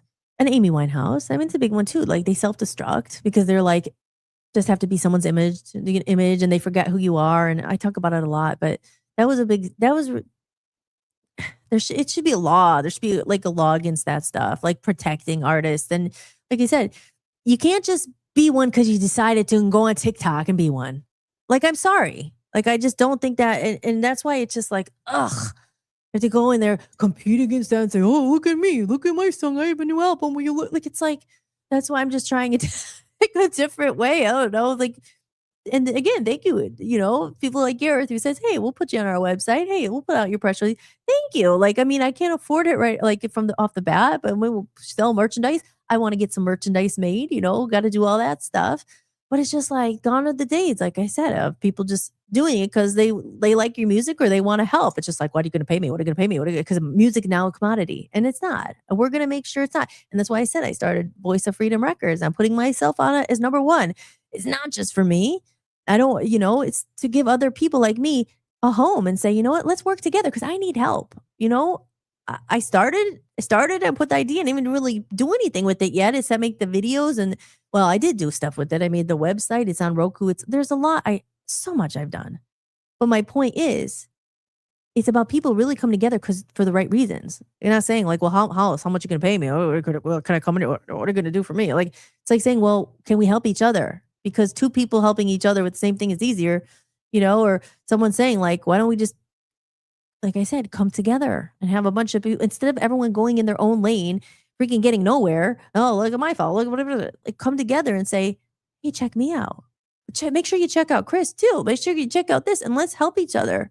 You think because there's just so much on freaking Instagram and TikTok and everyone. It's just like, you can't help everyone. It's just like, pick some people who really mean something to you. And that's why I was like searching. And that's why I picked that one guy who I really liked his music. I loved it. It reminded me of like this Jackson Brown or something of the 70s. So maybe he'll come on as a guest. He's doing a podcast. I mean, he hearted my thing. I mean, that's the thing. Like, and again, you can't take it personally. Like, who didn't respond to me? But that's the thing. They don't. So maybe it's gone. It's just like, okay. And there was another thing too. I went on a bunch of people's artists and liked some of their stuff because I did. And I actually took the time, which I don't always do at all. I don't do actually that much, and listened to them and took time on each of them. And was like, listen to their song. Some of them I didn't like, but some of them I did. Made sure I put a comment and said, hey, good job. I like what you're doing, blah, blah. Not one of them like followed me back or anything. Again, whatever, but you don't do it in return. That's the thing. It's always about me. What can I get? Can you follow me? What can I get from you? And I'm not just doing it so they will follow me back, but it's just saying, it's always about me. But what if we actually invested in each other? Because you can't. There's so many, right? You can't invest in everyone. Well, what if find 5 or 10 people, or maybe 4 or 5? Maybe that's too many. Find 5 that you really love and like maybe like help each other. That's how something can grow. I don't know. And then people come saying, oh, that group is actually, they care about quality, but they don't have to give their music for free. And because you know why? We're valuing it and we're putting something of quality out there. The recreation movement, bring that back a little bit. Because they say they think that old are going to go out of style and they're going to come back in. Old things like what? Vinyl records, or what's out of style? What? Actually connecting with someone and calling someone back and looking at their stuff more than 1 minute and say, well, what can you do for me? It's like, again, I don't know. So what do you guys think? What do you think out there? Let me go over to my media assets here. And, oh wait, I thought I saw someone. I thought I saw Aaron in there. No, Aaron's not here tonight. Where are my regulars? Let's see. I don't actually have a comment of the day today, unfortunately, because I didn't get a lot of comments. So maybe that's a good thing. No bad comments, but I'm sure there was probably a comment, but the bad ones you want to talk about, the positive. So engage, and engage and boost my algorithm by commenting. But it does help if you are enjoying the podcast. There's some people watching it in here. There's not people chat, but there's other people who watch that don't chat. So if you are watching, you may be watching on the Rumble, on the Twitter. Let's go over to Twitter, see if anyone's watching. I'm always curious. It's okay. I'm glad you're here, and I hope you're entertained, and maybe you want to jump in the conversation. Not everyone can jump in or can't chat or they can't find how to work it. But if you're liking the show and you have the ability, if you could drop $1 in the tip jar, you could buy me a coffee. If you have no money or you don't want to, share it out. It's the least you can do. I would appreciate a share. I'd appreciate a follow. Help me, All right, I'll just say it. Help me. People don't want to ask for help. Yeah, help me. I love helping other people. I want people to feel good. I hate when people feel like crap and are beaten down by the world and give up on their dream, but we all need help, but people help each other. Like I said, pick 5, pick 10 people, focus on them and help them. Do something small. Like, let's help each other, but I'll go to Twitter. No one will follow. No one will like it. Go to Rumble. Everyone watches, but people won't like it. They won't follow it. Well, you can't just put subscribe. If you hit subscribe or follow, it helps me. Help each other. But people, again, not you guys in the chat room, but it takes 2 seconds. But you want to watch, consume, don't do anything. Help. I appreciate the help. Most people can't afford it. People don't want to give or they don't understand. Then that's okay. I get it. Money's tight for everyone. If you can, it goes a long way here. There's people, these influencers are paying millions and millions of dollars. Like, they're getting paid all this money to go on Rumble. Like, one person's getting like $5 million a show. And other people can't even maybe afford to do it because they can't pay the $25. It cost me $25 just to go on Rumble to stream this. But let's see on Voice of the People, or on my TikTok here, not TikTok. This is not TikTok. On my live here in Twitter. On Twitter, I have 11 people watching. So of those 11 people, I would appreciate it if you could like it. Maybe retweet it. I know that's asking a lot. Most people won't, but I'd appreciate it if you did. If you could buy me a coffee, go for it. If you can't, no worries. No worries at all. It's not here just for money. I said I'd do this if I didn't get paid. But the least you can do, I would like if you could tweet it out, but they won't. Most people won't. They won't. And I'm not trying to be negative, but it gets frustrating after a while because it's like, share it, do something. It helps. But yeah, back to the comments here. So I'm going to go over. I've been saying, I'm going to play my song. We are going to play that. But let me play a couple things. I actually have to take a break real quick. Here, I'm going to play a couple commercials. And then, speaking of the reconnection movement, but let's work on that. I'm going to do the recreation movement. And you know what? If there's any comments over in the chat room, like, what do you think is missing? Or what are certain things that you would hate to see go? I mean, maybe they're already gone, right? But like, I know a lot of people say albums and records and stuff like that. And that's, like I say, that's certain evolution. You know what I mean? It's just like MySpace turned into this, and, horse and buggies turned into cars, and cars turned into, and even with music, it was vinyls first, then they turned into 8-track, vinyl, then CD, then streaming. I mean, that's just evolution. Like, what are certain things that would be so sad to never have them again? What do you guys think? Any comments there? Because for the recreation movement, what it is that we're trying to preserve? What is it? Is it mainly human connection? Because some people do connect. I'm not saying, but I just think it's, if you don't, especially if you're like older, or maybe you're single, or you don't have a big family of your own or anything, I think it's super hard to connect to anybody anymore. So maybe that, like I say, is that the biggest thing we're trying to preserve? I also think making sure you pay artists for their music is a big thing, which I said it's just, like, you know what I mean? I think that's a big thing, and a lot of people don't, like the Spotify. Some people do get paid and all that, but the thing is, like, making it so people say, "Oh, I always hear that people don't pay for music anymore." Well, you know what I mean? It's just like, if that's your job, like, then I guess you can't work if you don't get paid, but and then it goes back to, why do you do it? You do it because you love it. It's never going to stop. But, it's just like, I don't know. So let me go here and put on a commercial real quick here. So I do have to go take a little break just for 1 minute, run to the pate. Okay, here, connection movement. It's going to be too short for a commercial. I have to put another one. But let's play this real quick. Download your free copy of the Reconnection Movement today. Just head over to my website, www.hollismahady.com. Go to the podcast sections, scroll to the bottom of the page, and enter your email to get your free copy instantly. Now more than ever, it's important that we reconnect and support real human creators and real people.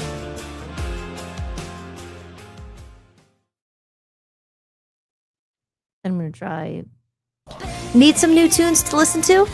Why not try the Hollis-Mahady Music Collection?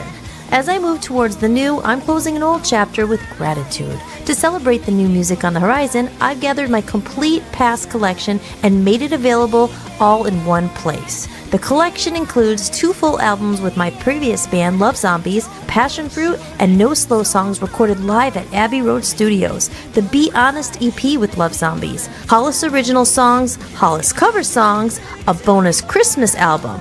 And this collection represents the journey that brought me here today and the doorway into what's next. To purchase the music collection, head over to hollismahady.com and go to the store.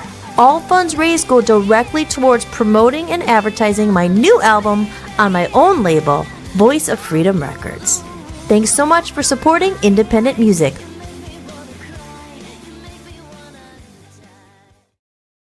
And there you go. So that's Hollis Mahady Music Collection. And that's the link I sent to you over at Garrett today. And Garrett says, I stream, but I always buy the album digitally to support the artist.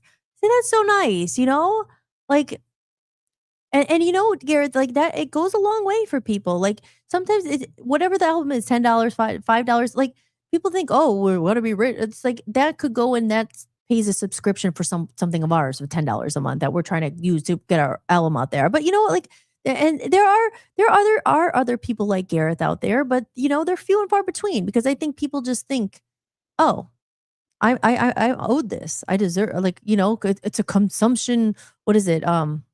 What's the word? Like not generation.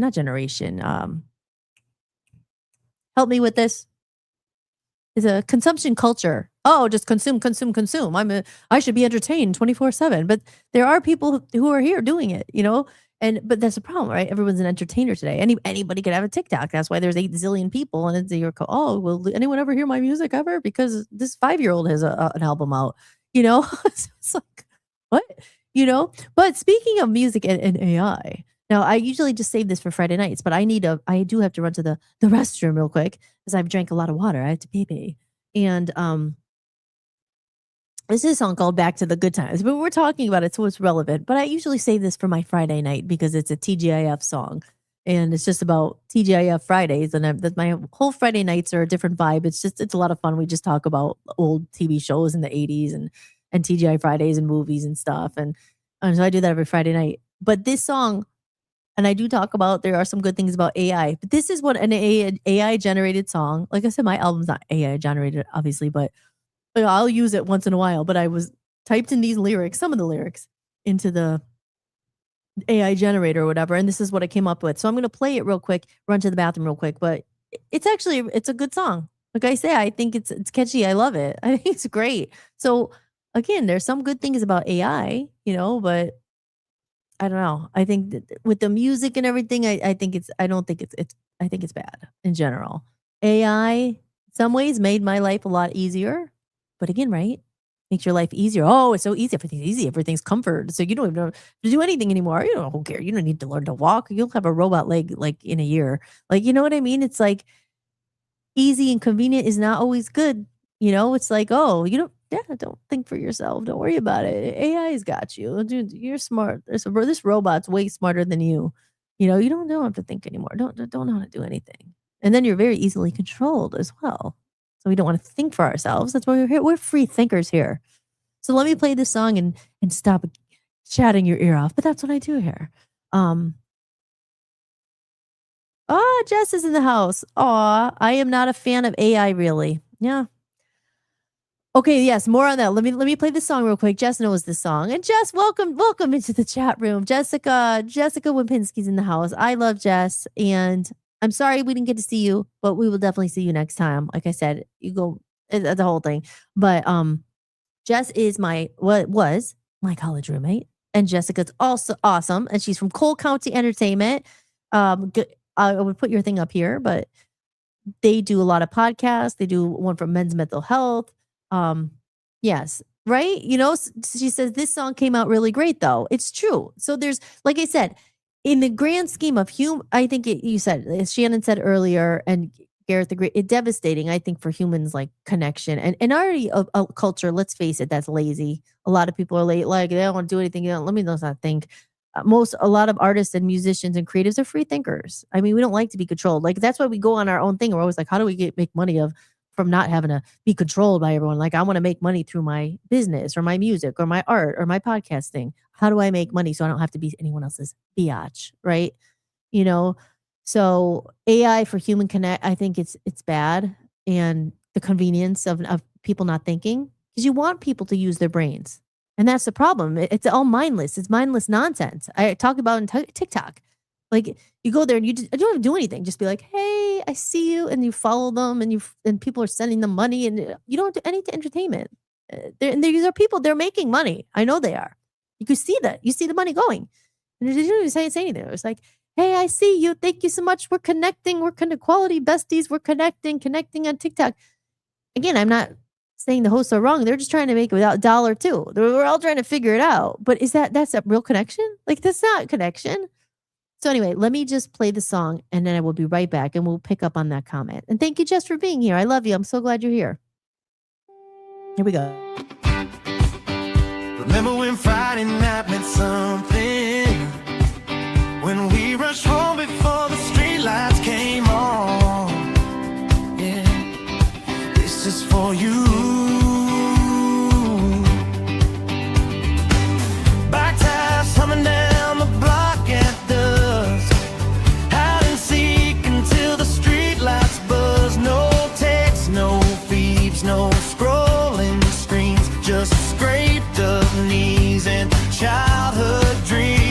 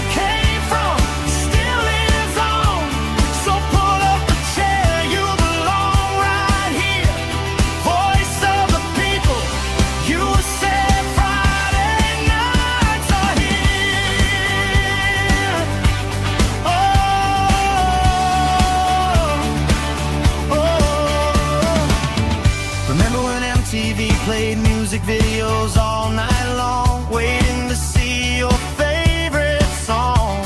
Blowing in cartridges just to play level 1 dreams that made our day. Dying of dysentery on the trail again. The Oregon Trail was how we learned back then. Saturday mornings, cartoons and cereal bowls. Simple joy filled our souls. No filters, no algorithms, just real life moments we were living. Take me back to the good times glow, when the world slowed down and the TVs glowed. From Mario jumps to TGIF nights, everything felt just right. If you remember, this is your song. Where you came from still lives on. Kick back, relax, stay a while. Voice of the people, USA makes it feel worthwhile. Grew up halfway between two worlds, mixtapes and modems, boys and girls. We saw the change, we felt the shift, but those memories remain a gift. So if you miss when life felt real and laughter echoed through the reel, this night's for you, come take your seat. Where past and present meet. Take me back to the golden days, when laughter filled our Fridays. From living rooms to neon screens, we're still chasing childhood dreams. If you remember, sing along. This is where you still belong. Friday night, we reunite. Voice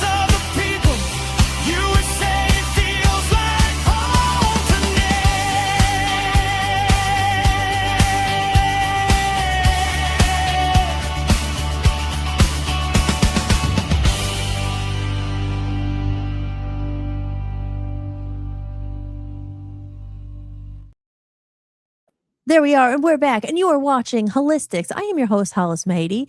And again, this is Holistics. I'm here every weeknight at 7 p.m. Eastern Time. I was gone last week. I played the replays. I was still technically here, but it was a repeat. But we are live right now, which is my favorite part because we get comments in the chat room, and I have my friends in here talking, and it's really nice.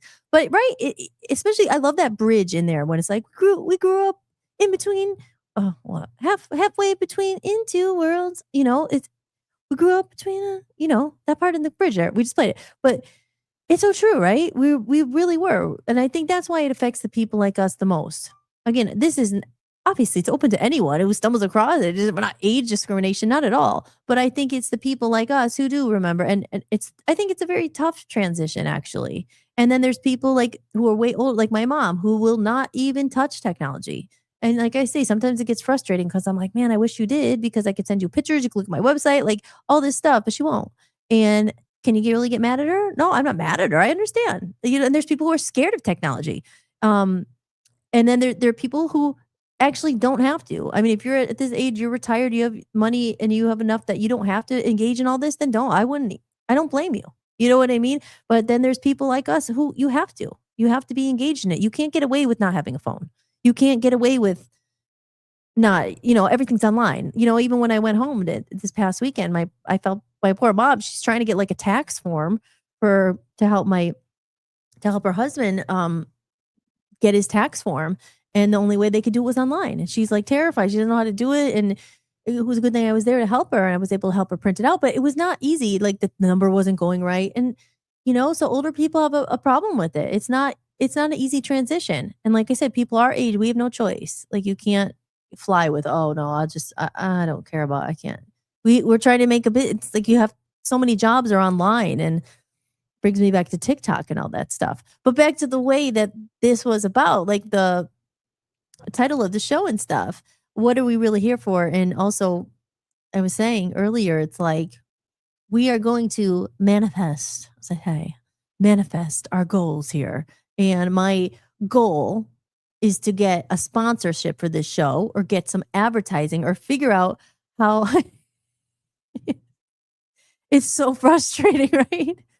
Jess says, oh my God, my mom won't either. Laugh out loud. Well, we're probably around the same age. I mean, tell me about, how old is your mom? My mom is 76, and my aunt is older than my mom, but my aunt is better at it. She will. Then there's some people who will, I think there's something in them. When my dad was alive, he tried, he had an iPad and stuff, and he was trying because we live far away, and we were able to see. He was amazed by it. He's like, oh my God, Holly, you're there in the thing. I could see you. And it was like a video call, was Skype or whatever back then. Now they still have Skype, or Zoom or whatever. So I think that's the thing. Some people are afraid of change, and I understand, but that's the problem. You're going to get left behind. You know what I mean? It's just, there's no choice for us Zennials or us 40-year-olds or whatever.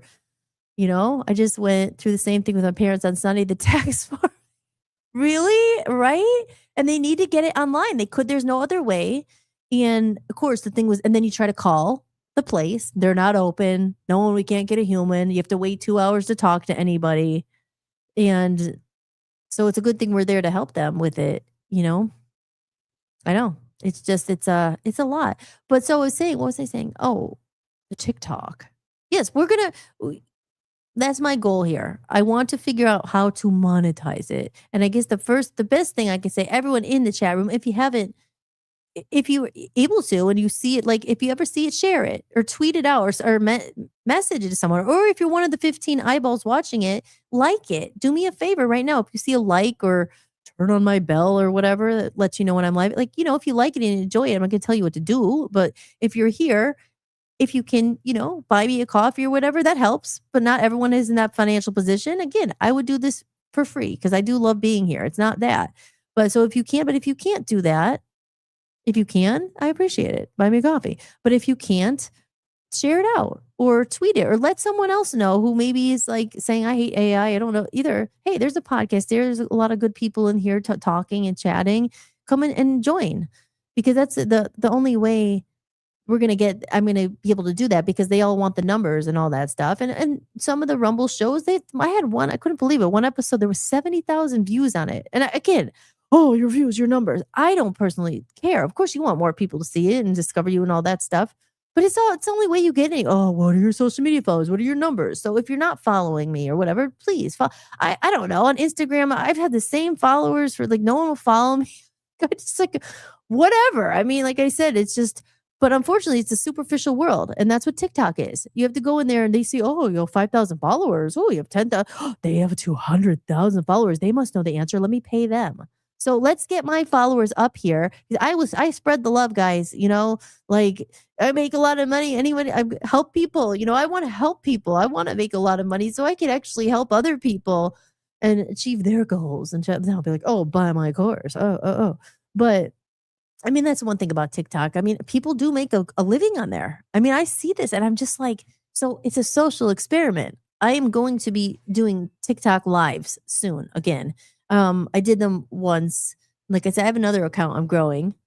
Jessica knows a little bit about that account. But I am growing that other account and I'm going to play the game and see how it works because I don't care. I need the money to promote my album and to stay online. And unfortunately, my little tip cup in here doesn't work, but there is very easy for people to send. And they're always sending money to these creators and they're selling things on the TikTok shop and there's this affiliate links and there's all these things where you're selling products.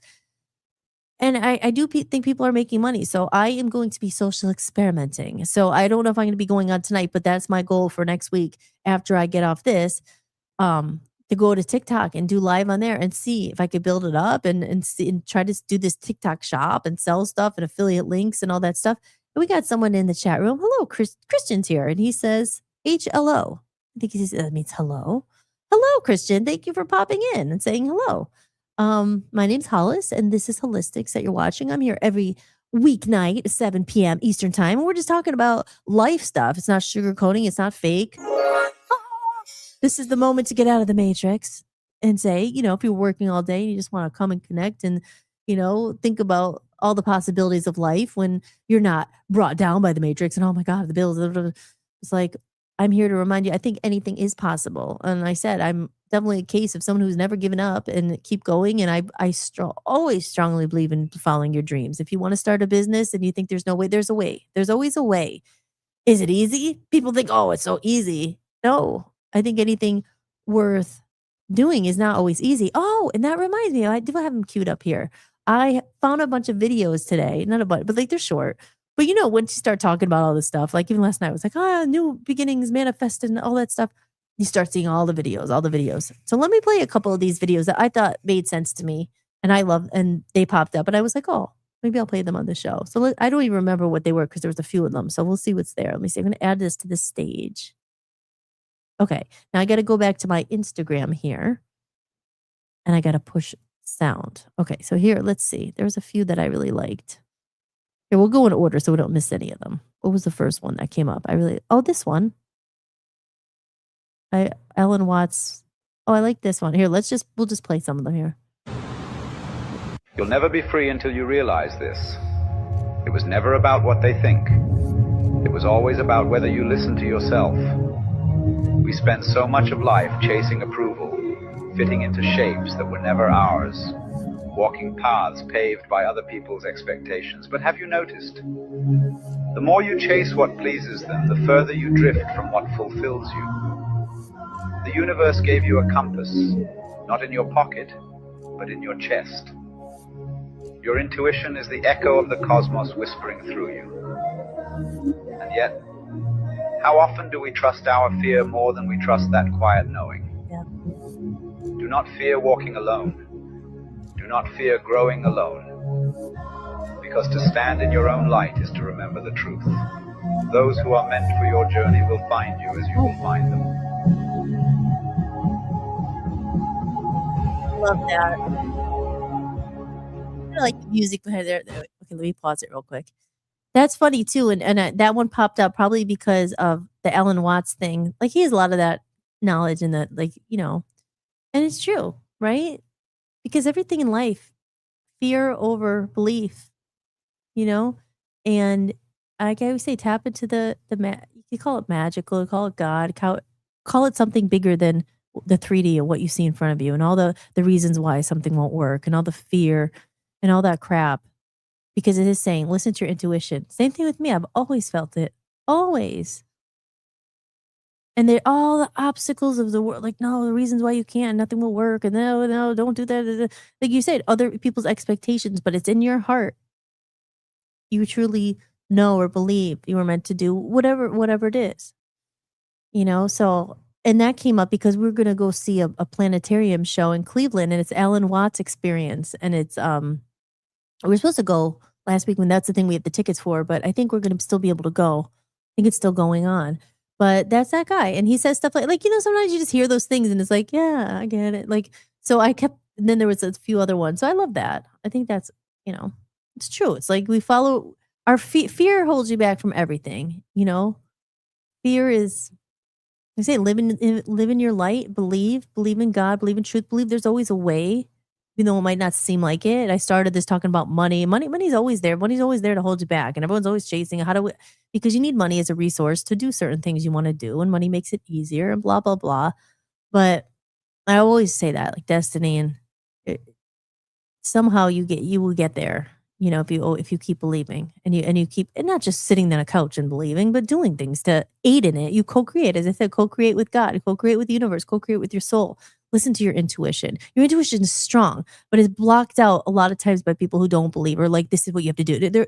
And that's why I like that video so much, because it's like we don't trust ourselves. We have amnesia, right? We are powerful. We do know our purpose, and it's not just a thing like a singing or it's like your purpose is here. I've always said I think it's to learn, to grow, to evolve, to be better than you were, and to have a human experience. And what is that? Everyone's different. What does that mean for you? What is your human experience? Do we really have part of it? Like, do we have control of it? I don't think we totally do. Free will and all that. I think some things always happen, or like I say, like there's different paths to get to. We're always going to get to that place that you're destined to be, or that you want to go.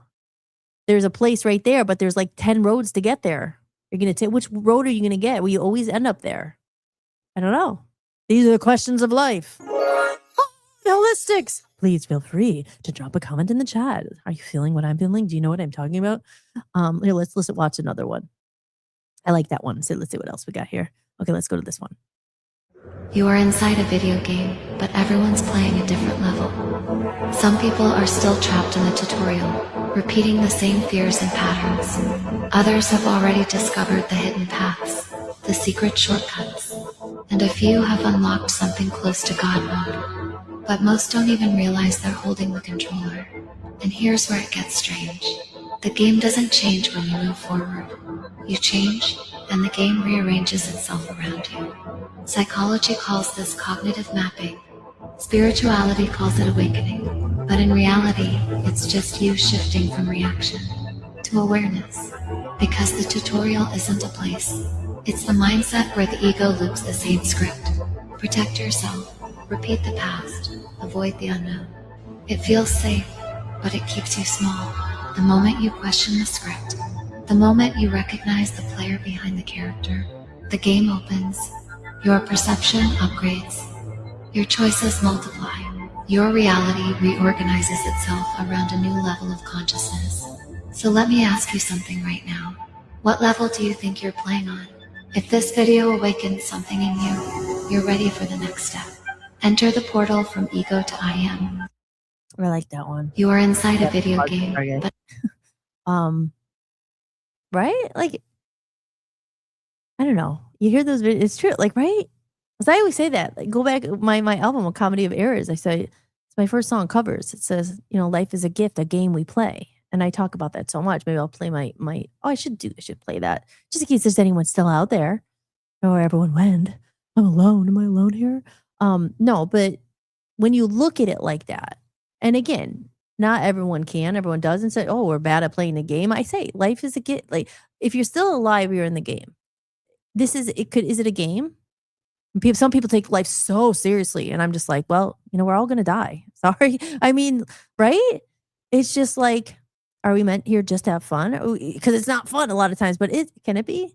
Is it just how we, like they said, the moment you start to question the script and kind of look at it and observe life as more of like, is this happening to you? Is it happening? Is really all these things happening to you, or is it happening around you? Are you, like you say, you're looking at it as a game, like Mario. Like there's so many things that could kill us any moment, right? Whether it's sickness or it's an accident or God forbid, whatever it is. It's like just surviving. That's why I got in a joke, but it's not a joke when I say, hey, you made it through today. Like, congratulations, just getting to another birthday, getting a year older. Like, there's so many things that could kill us, and we're here and we're playing a game, a virtual video game, So I like that video. But yeah, that's why I said my whole album's about that, a comedy of errors. It's like, do you give up or do you just start to play the game better? Is it really a game? Can you really manipulate? Is this stuff true? Again, I'm just asking if anyone has any comments out there and they believe this is true. Do they think like this? Not everyone does. A lot of people think like this. What level are you at? I don't watch it. We'll watch it. You have to watch it again. Let's see what other video we have there. I like that one a lot. Let's see. Oh, here's a Michael Jackson one. Oh, I like this one. Hold on.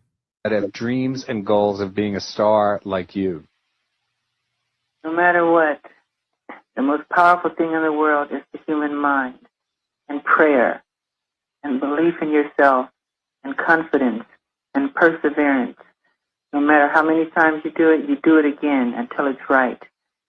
And always believe in yourself, and no matter who's around you that's being negative or thrusting negative energy at you, totally block it off. Because whatever you believe, you become. Yes, and after all of that, the most important, stay humble. The humbleness that a child, like a newborn baby, has. Even though you become powerful or have power with people, with your talent, or with what Michelangelo did with sculpting, underneath all that, be as humble as a child, as a baby, and as kind and giving and loving. Never become puffed up with pride. Mr. Jackson, what would you say to all your fans that have dreams and goals of being a star like you? Right? Like, it's just, as he says, you do. And that's another thing. When we talked about this last week on one of the podcasts about the way you talk to yourself, and words are powerful, and self-belief. He even says you are what you become, what you constantly think. We use the example of the emoji with Dr. Emoto or whatever his name was with the water, because he was saying he did an experiment where he had 2 cups of water or 2 bottles of water, and one water he pasted on, or put words like "you're ugly," "I hate you," "you suck," or whatever they were, and he taped it to that water, and he said that to that water, and then he did the opposite to another bottle of water.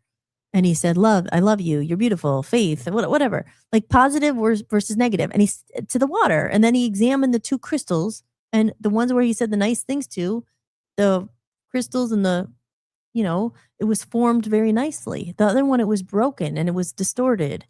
And hey, this is in that book, and like he's the science to back it up or whatever. But then they say our body is made out of, again, I would tell my moderator in the room, can you get the facts? How much of the human body is made out of water? But you hear that we're made out of a lot of water. So you constantly tell yourself negative thoughts. Again, I do it too. Like, oh, I'm never going to get there. Oh, how am I going to get out of this? Oh, I'm a loser. Oh, I failed at that. I failed at that. Oh, that'll never happen. I have no money. I'm broke. Oh. Sometimes you say, I don't always say that to myself, but it creeps in like, oh, and the doubt and the fear. Oh, and it's like, you keep saying that to yourself. Becomes, imagine if that's water, what are we doing to ourselves? We can be broken, like, distorted versions of ourselves. Then it's not even true, because thoughts and it is powerful. So like I said, do I believe 100% that if you just say positive words to yourself, everything will magically fall into your lap? No, but I do think it's definitely more of a try of doing it that way, because the other way is just self-fulfilling prophecy. I'll never work. You keep saying that. So even in Michael Jackson, I mean, he was just very talented, but also he said it, he would stand in the mirror. Look, I'm talking to the man in the mirror. He would say, I'm a star. I'm a stupid, whatever he wanted to be, what he wanted to be, again, I don't think it's just that, but like, it definitely helps. So I like that. I like that. I can't wait to see the movie Michael. That's what Jeff says. I want to see it too. When is that a new one coming out? And who is playing Michael Jackson? Do you have any idea? I'd like to see that. Like I said, it wasn't really till recently these keep popping up on my thing and just listen to them. I don't know the whole story behind it, and who knows what they said. They always said things that he was a kid molester and all. I don't think so. I think he went out against the system. And what's the worst thing you could call someone? To make the world turn on you. The media is nasty. I mean, it's all fake politics. They ruin people. Look at the guy. He made music. The guy was the closest thing to the source, to God. And the kids and child, like he's saying, like, be like a child, be humble. I don't know. I don't know enough about it, but I don't believe it. And just look into the wisdom. They take people like that. I used the example earlier, the Badfinger thing. It's like really beautiful souls who are just trying to like do something good, the earth song, the world, and they exploit them and then they turn on them and it's all about money. It's all that crap. So let's go back to my Instagram videos. So I really like that one. What else do I have here? Oh, I like this one. Here we go. Hold on. Big reason that many people never succeed is that they are unwilling to choose pain for the sake of what they want. Anything, I repeat, anything you choose to succeed at will come with a certain set of contrast, a certain pain.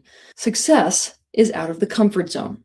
If you want to succeed, you need to be willing to choose that contrast and that pain, and you will be limited in terms of success by what pain you are unwilling to take for what you want. A big, and I mean big, reason that many people never succeed is that they are unwilling to choose pain for the sake of what they want. Anything, I repeat, anything you choose to succeed at will come with a certain set of contrast, a certain pain. Success is out of the comfort zone. If you want to succeed, you need to be willing to choose that contrast and that pain, and you will be limited in terms of success by what pain you are unwilling to take for what you want. Yeah. See, I love that. That's what I said. Sometimes people, when I talk about all that BS in Hollywood and California and everything, when I hear, just it'll flow to you, abundance is coming, all that crap. I don't think that's true. Like, you want a business? You want something? You could have to work for it. You know what I mean? There's sacrifice. You want the comforts of everything and to be able to go on vacation and do all this too, and have a family, like all that stuff.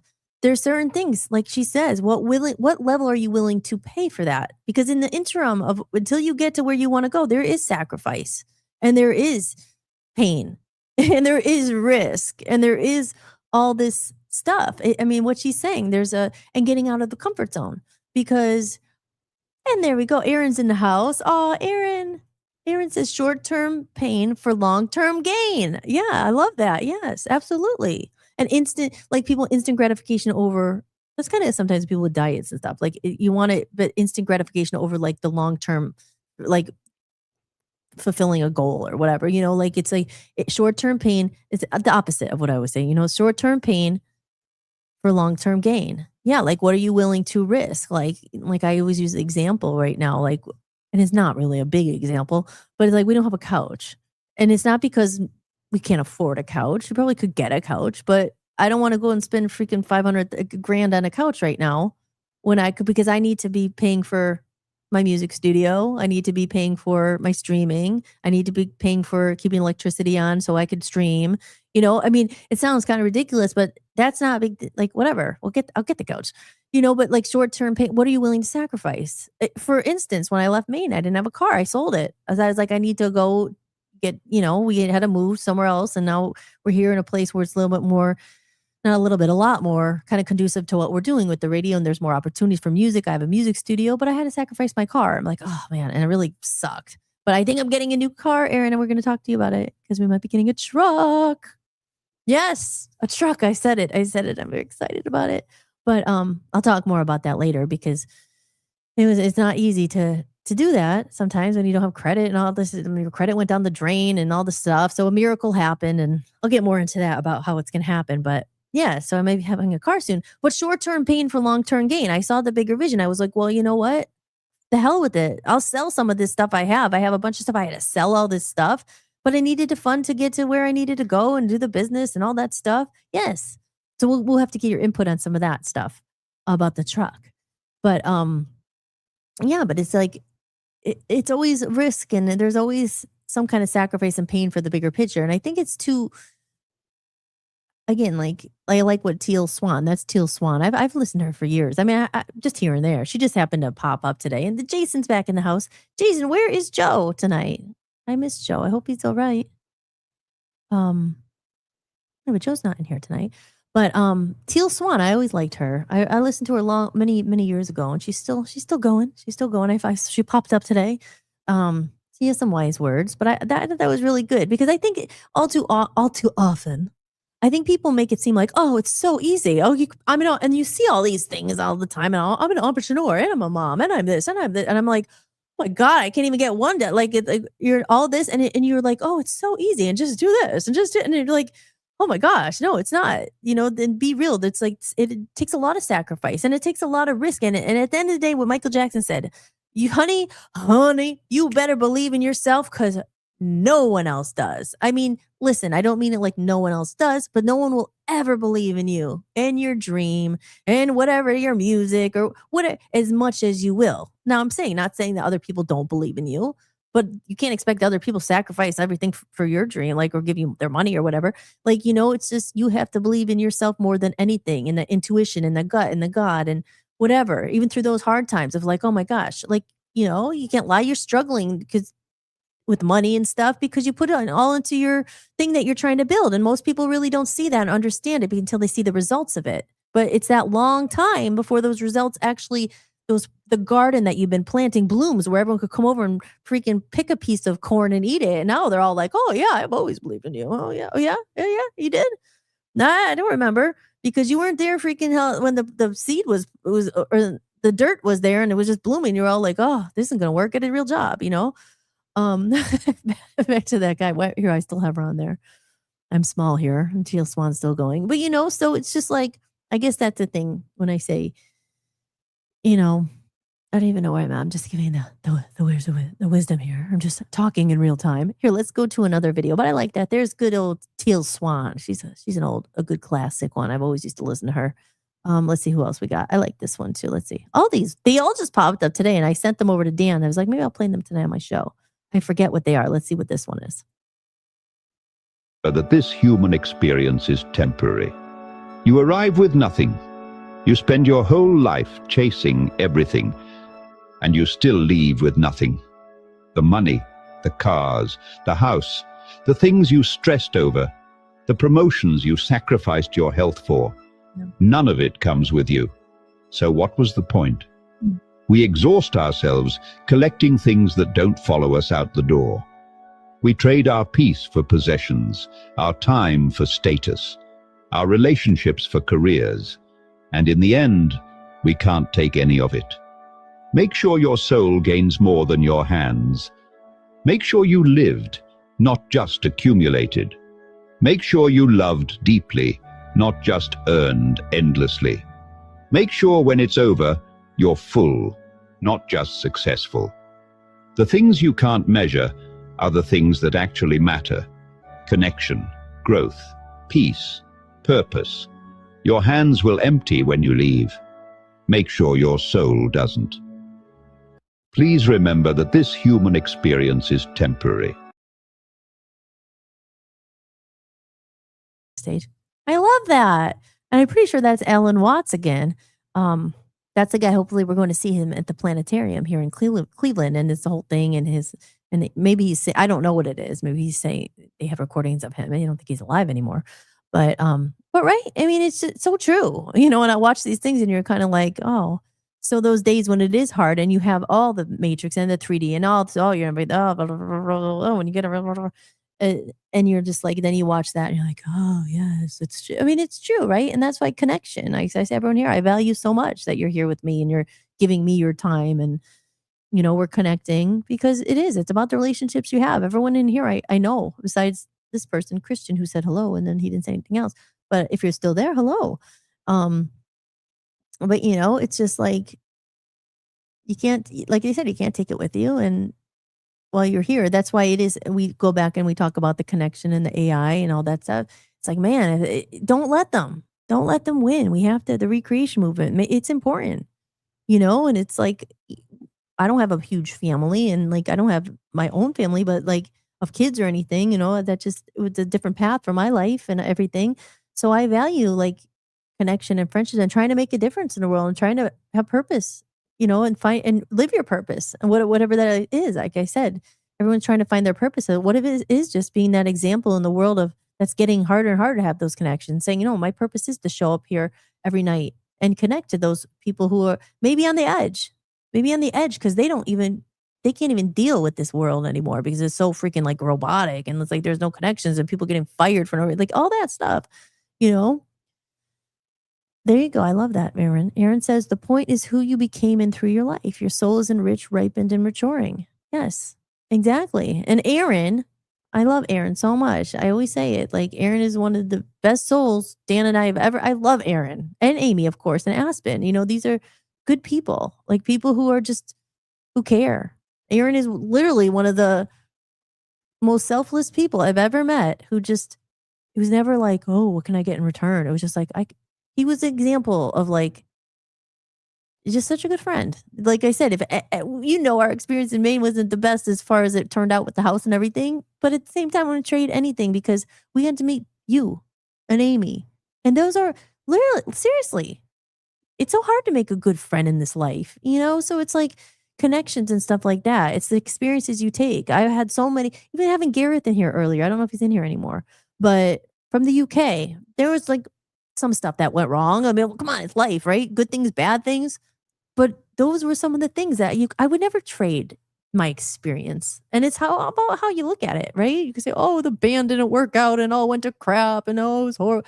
No, there were some really wonderful experiences. And even to this day, a couple of people I know from the UK are in here. And those experiences I'll never forget. You can't take oh, good. You can't, and Gareth is still here. And Gareth, Aaron is one of our best friends from Maine when I lived there. And he's an awesome person. You guys are all awesome in here. And Joe is here. Yay. I was wondering where Joe was. Joe says, good evening, Hollis. I hope you and Dan had a great time on your vacation with your family. Yes, thank you. Then Aaron says, vote for Dan, right in Maine Senate, right? Yeah. But good people, so and all of you guys, and you've all been so like nice and caring. And it goes a long way. And as he said, it's preserving that in this day and age where it's just becoming so disconnected. And it's just like the younger generation, like I said, it's not their fault. We have to be examples to show them, remember, no, like we're humans. This is how it is. And as fast as it progresses and more the phone and whatever, next thing you know, they'll be wearing computers on their heads and it's like we're walking robots. No, we can't stop certain things. Obviously, we talk about it all the time with AI and technology. You can't. You have to, if you have to use it in this world. And not everyone has the luxury to say, oh, no, I don't want to use it.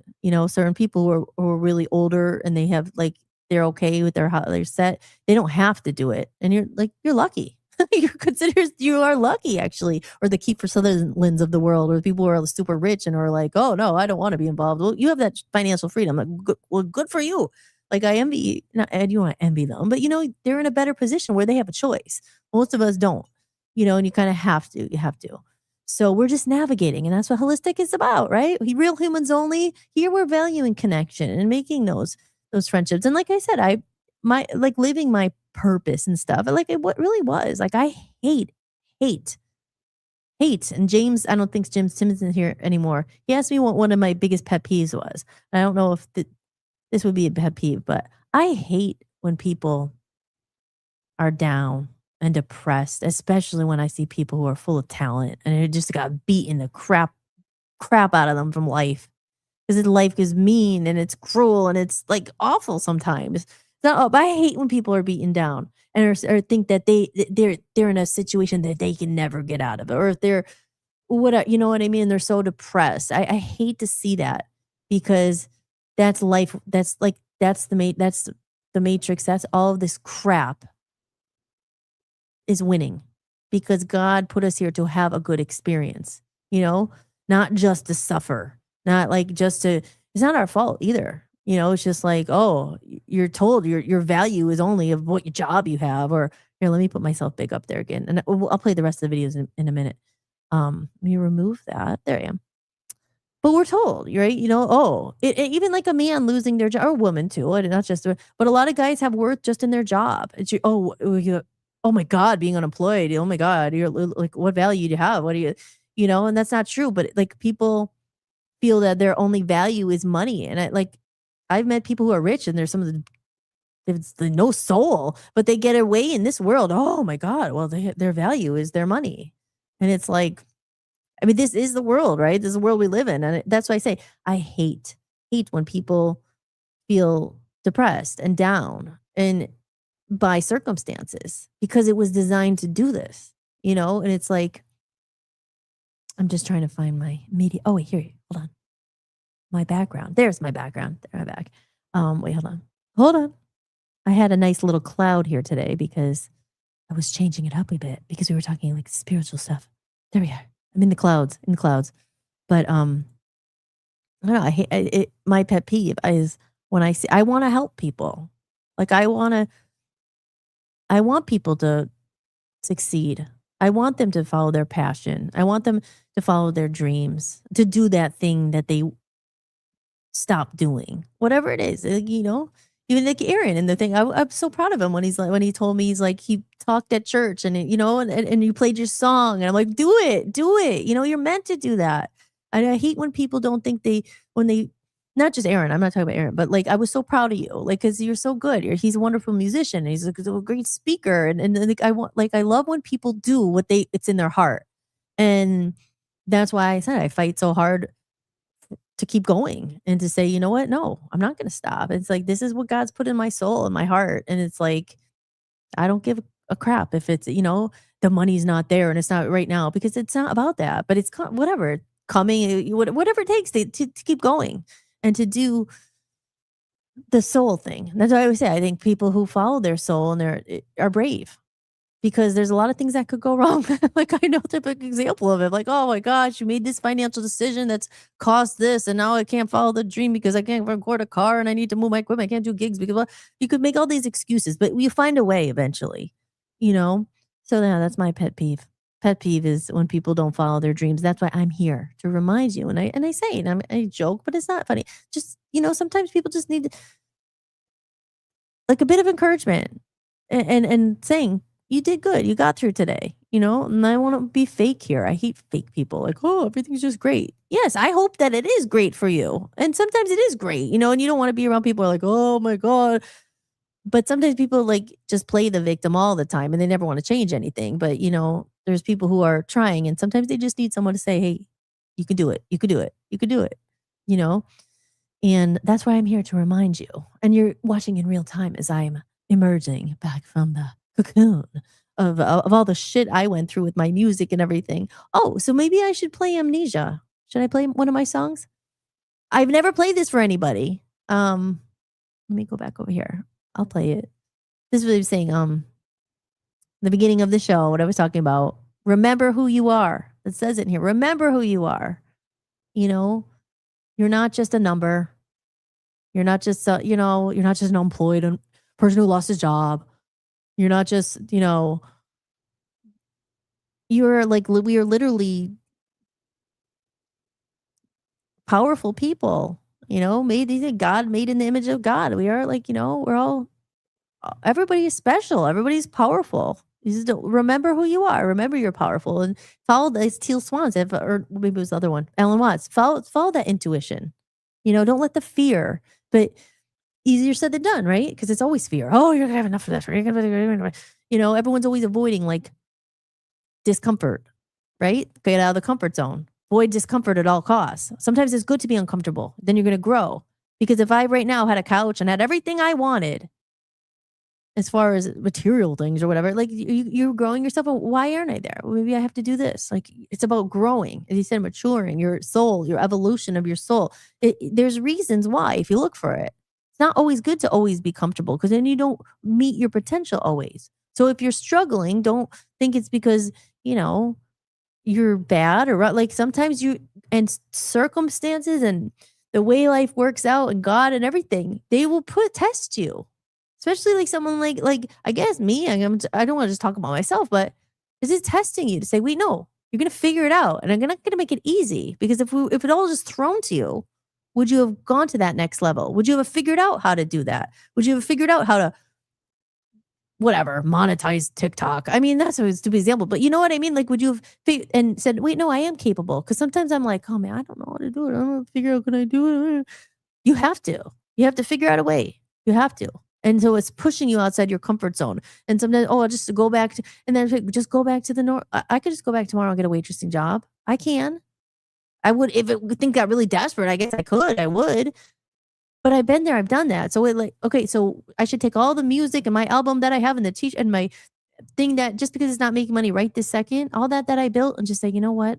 Let me play it safe. I better go no, we're so close to it all paying up. But these are the moments that test you and challenge you. How do you make it work? I'm going to sell some of my old stuff. I don't care, whatever it takes to pay for the next thing that's going to get you to that next level of where, and that's just like in the physical thing, but it's just the evolution of the soul. And like you said, sometimes God doesn't want you always to be comfortable. You can't always be comfortable because that's not where the growth comes from. The darkest moments, I think. I mean, again, this is my experience and my opinion. Feel free to comment and, but some people just have it easy and whatever. But some people have harder paths. And mine, like my path was different. I'm just saying there's some people way harder paths, especially I always make that, disabled, they can't even walk, all that. Like, there's so much worse, being home. Like there's a lot of circumstances. Life is just crazy, right? What hand were you dealt and how do you deal with it? So I was going to play my song. Okay. So, here we go. Amnesia. Here's the world debut of my song, Amnesia. I'm just going to play it and I'll play it maybe with the clouds here and I may just disappear. But yeah, I'll play it and then we can talk about it. But yeah, no one's ever heard this. This is on my album, A Comedy of Errors. And after that, I will show you my little podcast. I bet anyone's interested in my private podcast. That is, I haven't said any of that yet. And I better say it just because I need to get in the habit of promoting myself or whatever, because I don't have anyone else here to do it. But yeah, I have a Buy Me a Coffee. If you are enjoying the show, if you like it, tip support the show, buy me a coffee. As I say, I take tips. Just as I was a bartender, I was always pouring people a drink. They gave me $1. So if you were interested, you could, and many of you have already donated. So you already know I'm not talking to you. So please know that, as I love you all in here. And I'm not just, but for the other people who might be watching this whole time and, maybe you were, financially better position, say, I'll throw $5, a cup of coffee or whatever. It helps. And I appreciate it. And that's how you do it there with the QR code, or you could go to hollismahady.com. And I have what I was going to show you here, the Buy Me a Coffee thing right here. If you are interested, these are ways that you can support the show and support me on my journey here. We have the website shop. This is on my hollismahady.com. I do sell a few things here. I'm selling my music collection.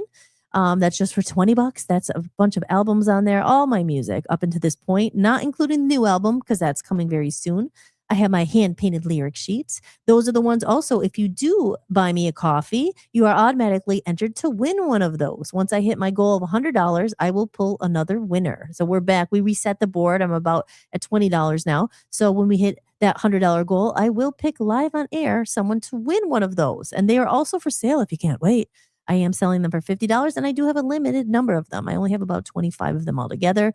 Maybe I'll make more, but they really are kind of a one-of-a-kind what's it called? Limited edition. And then another way I'm raising money, personalized song requests. I will sing anything and I will send you an MP3 of that. And I do creative services as well. I always say, hire a human. If you want a voiceover or you need a commercial made, or if you have a business and you need a little promotion, I do so many videos. I've done so much. I've learned a lot and I could do that for you as well. And that's all on my website too. And just hit me up if you're interested in a creative service. I do all that. And just to explain the Buy Me a Coffee a little bit, buymeacoffee.com is somewhere that you can go. And that's the website right there. It's also on my website, hollismahady.com, where there's links where you can find the buymeacoffee.com. But that's a whole other little thing I have going on where I said buy me a coffee. It could be a one-time donation or a one-time tip or support. But if you want to go the next level and become a member, it's a monthly thing where you spend $2 or $5 or $10 a month. This is the one I'm saying that I do the private podcast. It's $10 a month. And I'm doing my Comedy of Errors podcast where I really go deep into some of the stuff about the album and the past, some of the stuff. It's pretty cool, but it's only there. That's only for my super fans, I like to say. Anyone who's willing and wants to know a little bit more about the behind the scenes, how the album was made, my journey of, putting it out in real time and everything. And there's 2 other levels there that include other things. So if you're interested, you could check that out. Before I play that song, I will play, let me get rid of that real quick. And I will play just in case you are watching and interested, I will very quickly play that. This is my other private podcast. I've done 2 episodes so far, and they're only up there for members. And I will be recording another one probably this week. And I'm going to go to the music studio and I'm going to play some live stuff. And that's going to be on this podcast only. And I promise, once I play this, we're going to play my new song, Amnesia, because it kind of ties into the whole show. And we'll see where we're at for there. Because it's already 9:30 and I freaking talk a lot. I've been gone for like a week and now I'm catching up. So we will take some more questions or comments and we'll maybe see where we're at. So I'll play this. I'll come back and then we'll play Amnesia. And maybe I'll play another video or 2 of my Alan Watts in those videos. And then we'll see where we're at. All right, here we go.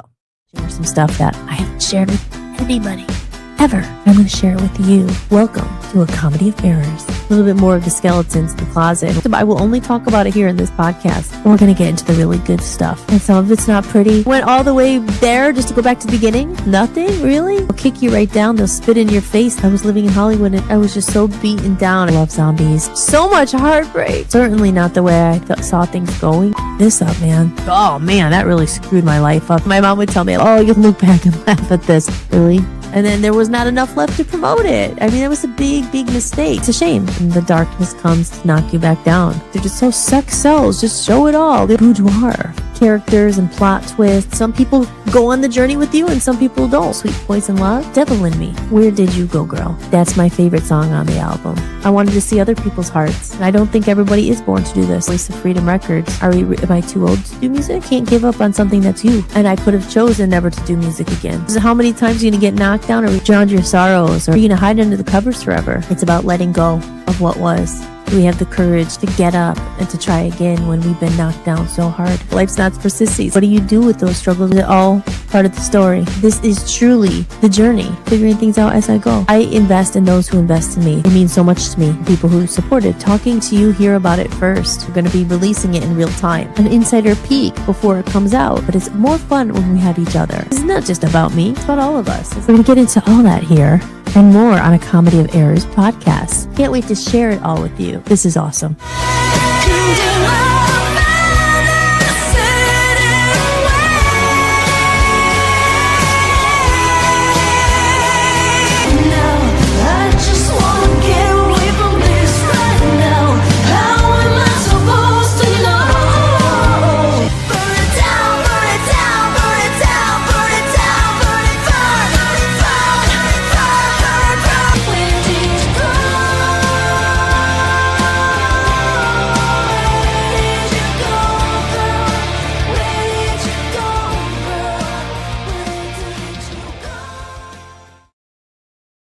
There you go. And so I have it. There's a little teaser of a couple songs there. And again, one more time, that is the Buy Me a Coffee right there. That's the backstage pass. It's just $10 a month. And that always helps. And that is where you'll get those exclusive podcasts, those stories that I never really talked about in the public. So I save them for those who really maybe are interested and want to know. And you're going to see me again releasing the album in real time. My first song covers is going to be the first one, and it says life is a gift, this game you play. What I talk about always, right? We are learning to play the game of life, and you're always in it if you don't quit. So wherever you are on your journey, if you're playing the game, don't get discouraged. You could always, sometimes you got to deal with the hand that life has dealt you, but there are certain things, if you learn from last time, don't go. Like I joke, I said that little troll in the bush. I seen them now. Like, I'm not going to go that way next time. Hey, you're still alive. You're still in the game. I'll play that real quick and then we'll play Amnesia. Life is a gift, the game we play.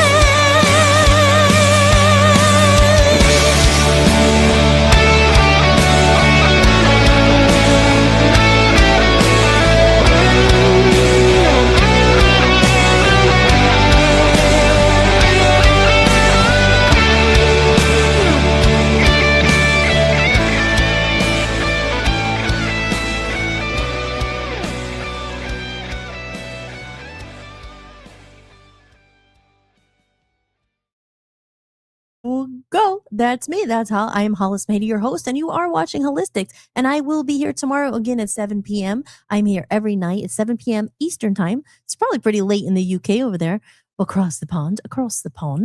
And yeah, so that's that. So now let's see. I'm going to go over here and let's play Amnesia because it ties it all together. Remember who you are. And that's what inspired this song. So I hope you like it. I'm going to play it. I don't know if I'll still be on the screen. Let's see. But here we go. World premiere. World premiere. And again, if you sign up for that Buy Me a Coffee, I talk a lot about all my songs and everything. But I don't really like to explain them too much because, that's what music is, right? You make your own meaning to it. But like I said, Amnesia. Here we go. I'm going to play it.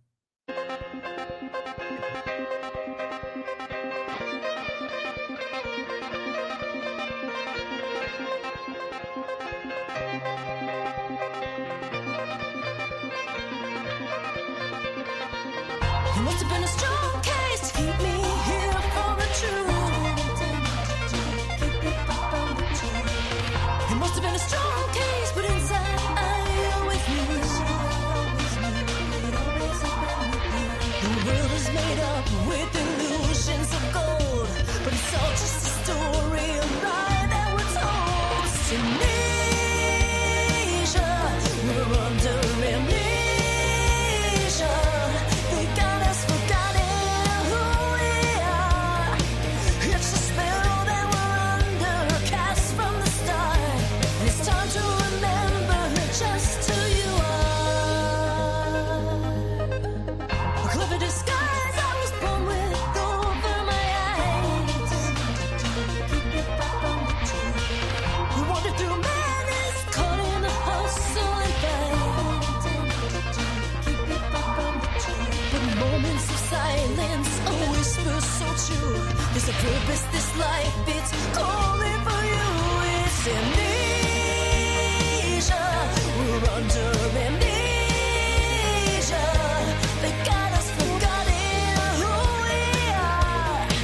And it's time to remember just who we are. It's amnesia, we've all got amnesia. They got us forgotten who we are. Left in the dark. In the light of grace, we'll remember our home. See the face of the sacred place that we know. And we'll remember who we are. It's amnesia, we're under amnesia.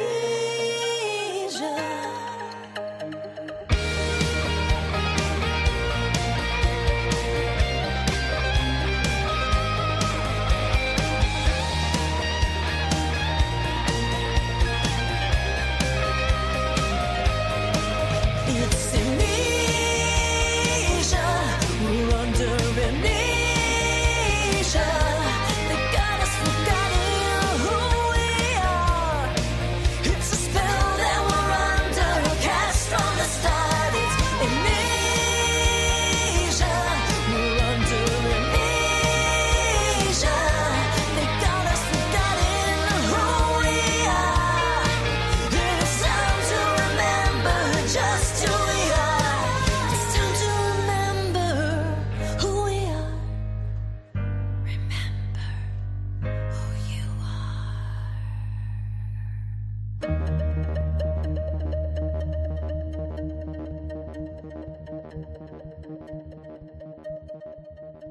There we go. There you go. There's a song. I don't know how it'll hear out there, or sound out there. I don't know if it's loud or whether it's playing again. But yeah, but you know what I mean? It's saying, remember who you are. It's like we're under amnesia. So remember, we're powerful people. Believe in yourself. I believe in you. I always try to tell people to go for their goals or whatever it is, believe that you can do it. And like wherever you are in your life, if you're in a bad situation, if you're in a good situation, you're almost there. If you're this, don't remember who you are. That was the title of the show. So, and I said in the chat room over here, Gareth, good night, Gareth. He might already be gone, but go and have to say good night. It's 2:30 in the morning here. He's listening and watching from the UK. Really enjoyed it though. Thanks. You're very welcome. It's so great to have you in here. And thank you for chatting and commenting along and everything. It's always great to have people in here, especially people that I remember and recognize, but anyone new too. So again, thank you guys so much. I am Hollis. You've been watching Holistics, and I think I'm going to start probably to wrap it up. Maybe I'll play another video or two here, and we'll end it. It's almost 10. It's 9:40 already, so we'll wrap it up at 10. And I am going to be, as I say, I'm transparent here. I'm going to be testing the TikTok. Aw. Garrett said I did stay for the song. Amazing. Good night. Aw, thank you so much. I'm glad you enjoyed it. Yes, it was very. It goes on what was I say, on topic. It's related to what we've been talking about. So you're very welcome, and I'm so glad to have you here. So you have a great night. And again, I'm here every night at 7 p.m. Eastern time. So I'll see you again, Gareth. Have a great night, and hopefully I'll see you maybe tomorrow. Always be here. So I was gonna say thank you again. So let's see. Media, what was I gonna say? Oh, let's watch one or two of these other videos so I don't lose them. And then we'll wrap up probably for 10 o'clock. And I will be here again tomorrow night. Let's see. So we had an Ellen Watts video. Let's go over here. And okay. So that was that video I really liked. I know there was a couple of them I really liked here. Let me get rid of that one. And let's play this one. Like I said, there saved a couple of them. I don't remember what they are. Oh, wait, hold on. Sorry. Oh, no. I hate when I want to play it from the beginning. Hold on. Okay, we go.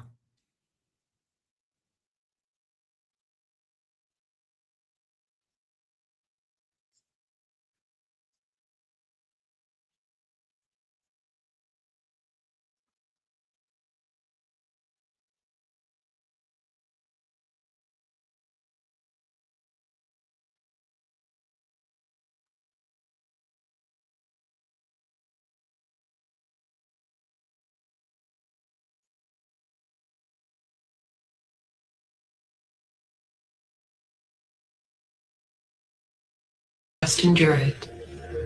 Study yourself inside it. That's how expansion becomes permanent. The version of you that can handle more, earn more, lead more, is created in the moments where you choose to stay with the challenge instead of escaping it. So when something stretches you, don't just endure it. Study yourself inside it. That's how expansion becomes permanent. The version of you that can handle more, earn more. I was like, is that it? Yeah, right? So it's true. It's like saying, because it's easy. Yeah, I hear people say that. Oh, and thank you guys so much. Joe Maga Dirtbreaker. Joe says, very good. Thank you. And White Noise says, love the song. Oh, I'm glad you do. Thank you. Thank you. That's the first time I ever played it for anyone, but I love it too. It's weird because not being conceited or anything like that. I always hated my music. Not my music from Love Zombies, but I didn't like anything I wrote. It was like, no, I didn't know. But that one it took so long to record it. And I love it because it's just, remember who you are. It's amnesia, we're under it. And yeah, but I appreciate that. I'm glad you guys enjoyed it because for so long I didn't show it to anyone. You're just like, oh God, I don't know if anyone else like it. At least I like it. But yeah, about that, you always hear too, it's like people say, when you don't quit, don't give up. You're so close to the people quit right before they're about to hit or right before. Again, I'm not saying like, oh, I'm just waiting for the hit and then I'll be happy. No, but a lot of times the version of you that can handle more, earn more, lead more is created in the moments where you choose to stay with the challenge instead of escaping it. Like I said, and I use something that stretches you. You don't just endure it. Study yourself inside of it. That's how experience the version of you that can handle more. Yeah, because like I said, I used that example a couple of weeks ago, or it was a couple months ago now, maybe 2 or 3 months ago. Things were very tight with money. Obviously Dan lost his job. We had to move. We spent a fortune. I had to sell my car, like all because we bought a house and nothing worked out. Blah, blah, blah. Fine. But at that point, I was in hotel rooms and I couldn't really play music. I didn't have my computer. So I was like, what else can I do? I mean, like, maybe I should just get do something else. So I took these courses on Coursera and I started learning to be like an IT tech support specialist, customer service. Because I'm like, well, there's always, at least people need that. Maybe, I don't know, I could probably get a job in it. So I did it. And I did get their certificate. There was more. But anyway, my point was, I mean, I went to college. I have a degree in communications, actually, radio broadcasting. So I did the course. I'm like, well, maybe I could help people hook up their internet. So, I did the course and I applied and I got a job. And then like the night before I chickened out, I was like, oh man, I can't do it. I can't do it. It wasn't because I didn't want to work. It was just like, oh, if I do this, then I'm not going to be able to time. And if I had taken it, I probably wouldn't be on this podcast right now because I just like, no, I'm going to get on the damn online and I'm going to monetize this. I'm going to figure out how to do it. But again, it was like, I could have taken the easy escape and said, not easy, but the more sure, like, okay, maybe I better quit and do the safe route and safe. And I could have. I mean, like I said, it wasn't at the point where everything at that point did have a job. So I was able to help with pay for this stuff, and I, like I said, I make some money here and there, but it's not like steady. And after when you move, oh my God, and then you're paying a mortgage and then you're paying a rent and all, it's just, you get buried all of a sudden. I'm like, oh, I guess my point of the example is you quit when you're so close. I mean, I had just launched this website. All the stuff is there to make the money. The album's done. There's merchandise. There's all this stuff I have. But I'm like, but you still needed some more time to get it up and rolling, but you just sacrifice all your time to make sure you get the pay, so it was just like, oh, just whatever it takes, scrape by to get to the next part and stop and make sure and keep going, but that's what's saying, just when you're close enough, they say that sometimes, and people quit right before because they didn't stay the course, they didn't hang in there long enough for something to turn, for something to shift, like, because sometimes just one thing working out that will, like, if we sell that damn house in Maine, like, it's gonna boom, life is gonna be hell of a lot easier, or or if Dan gets a job, that's going to help a lot with the finances. Or if I freaking learn how to monetize on TikTok, and all that crap, it's going to help. So anyway, let's go back and play one or two last of these videos. And then I'm going to start to wrap it down for the evening. Let's see, which one did I play? So I love that one. That's a good one. Here's one. You are in a video game. Did I play that one already? No, I have 2 or 3 more here. So I'll play them. They're short. Called Life on Earth, and if you're watching this video, you're probably a lot closer to winning the game than you might think. It does really seem to be that we live in a simulation. There's almost no matter in reality, and it's just photons, light, energy that responds to our emotions and our thoughts. And so what's the objective? What's the purpose of this experience, this video game matrix simulation? I want to offer a few perspectives, saving the most intriguing one for last. Many people talk about we're souls on a growth and healing journey, and that comes through experiences. I love the book Journey of Souls.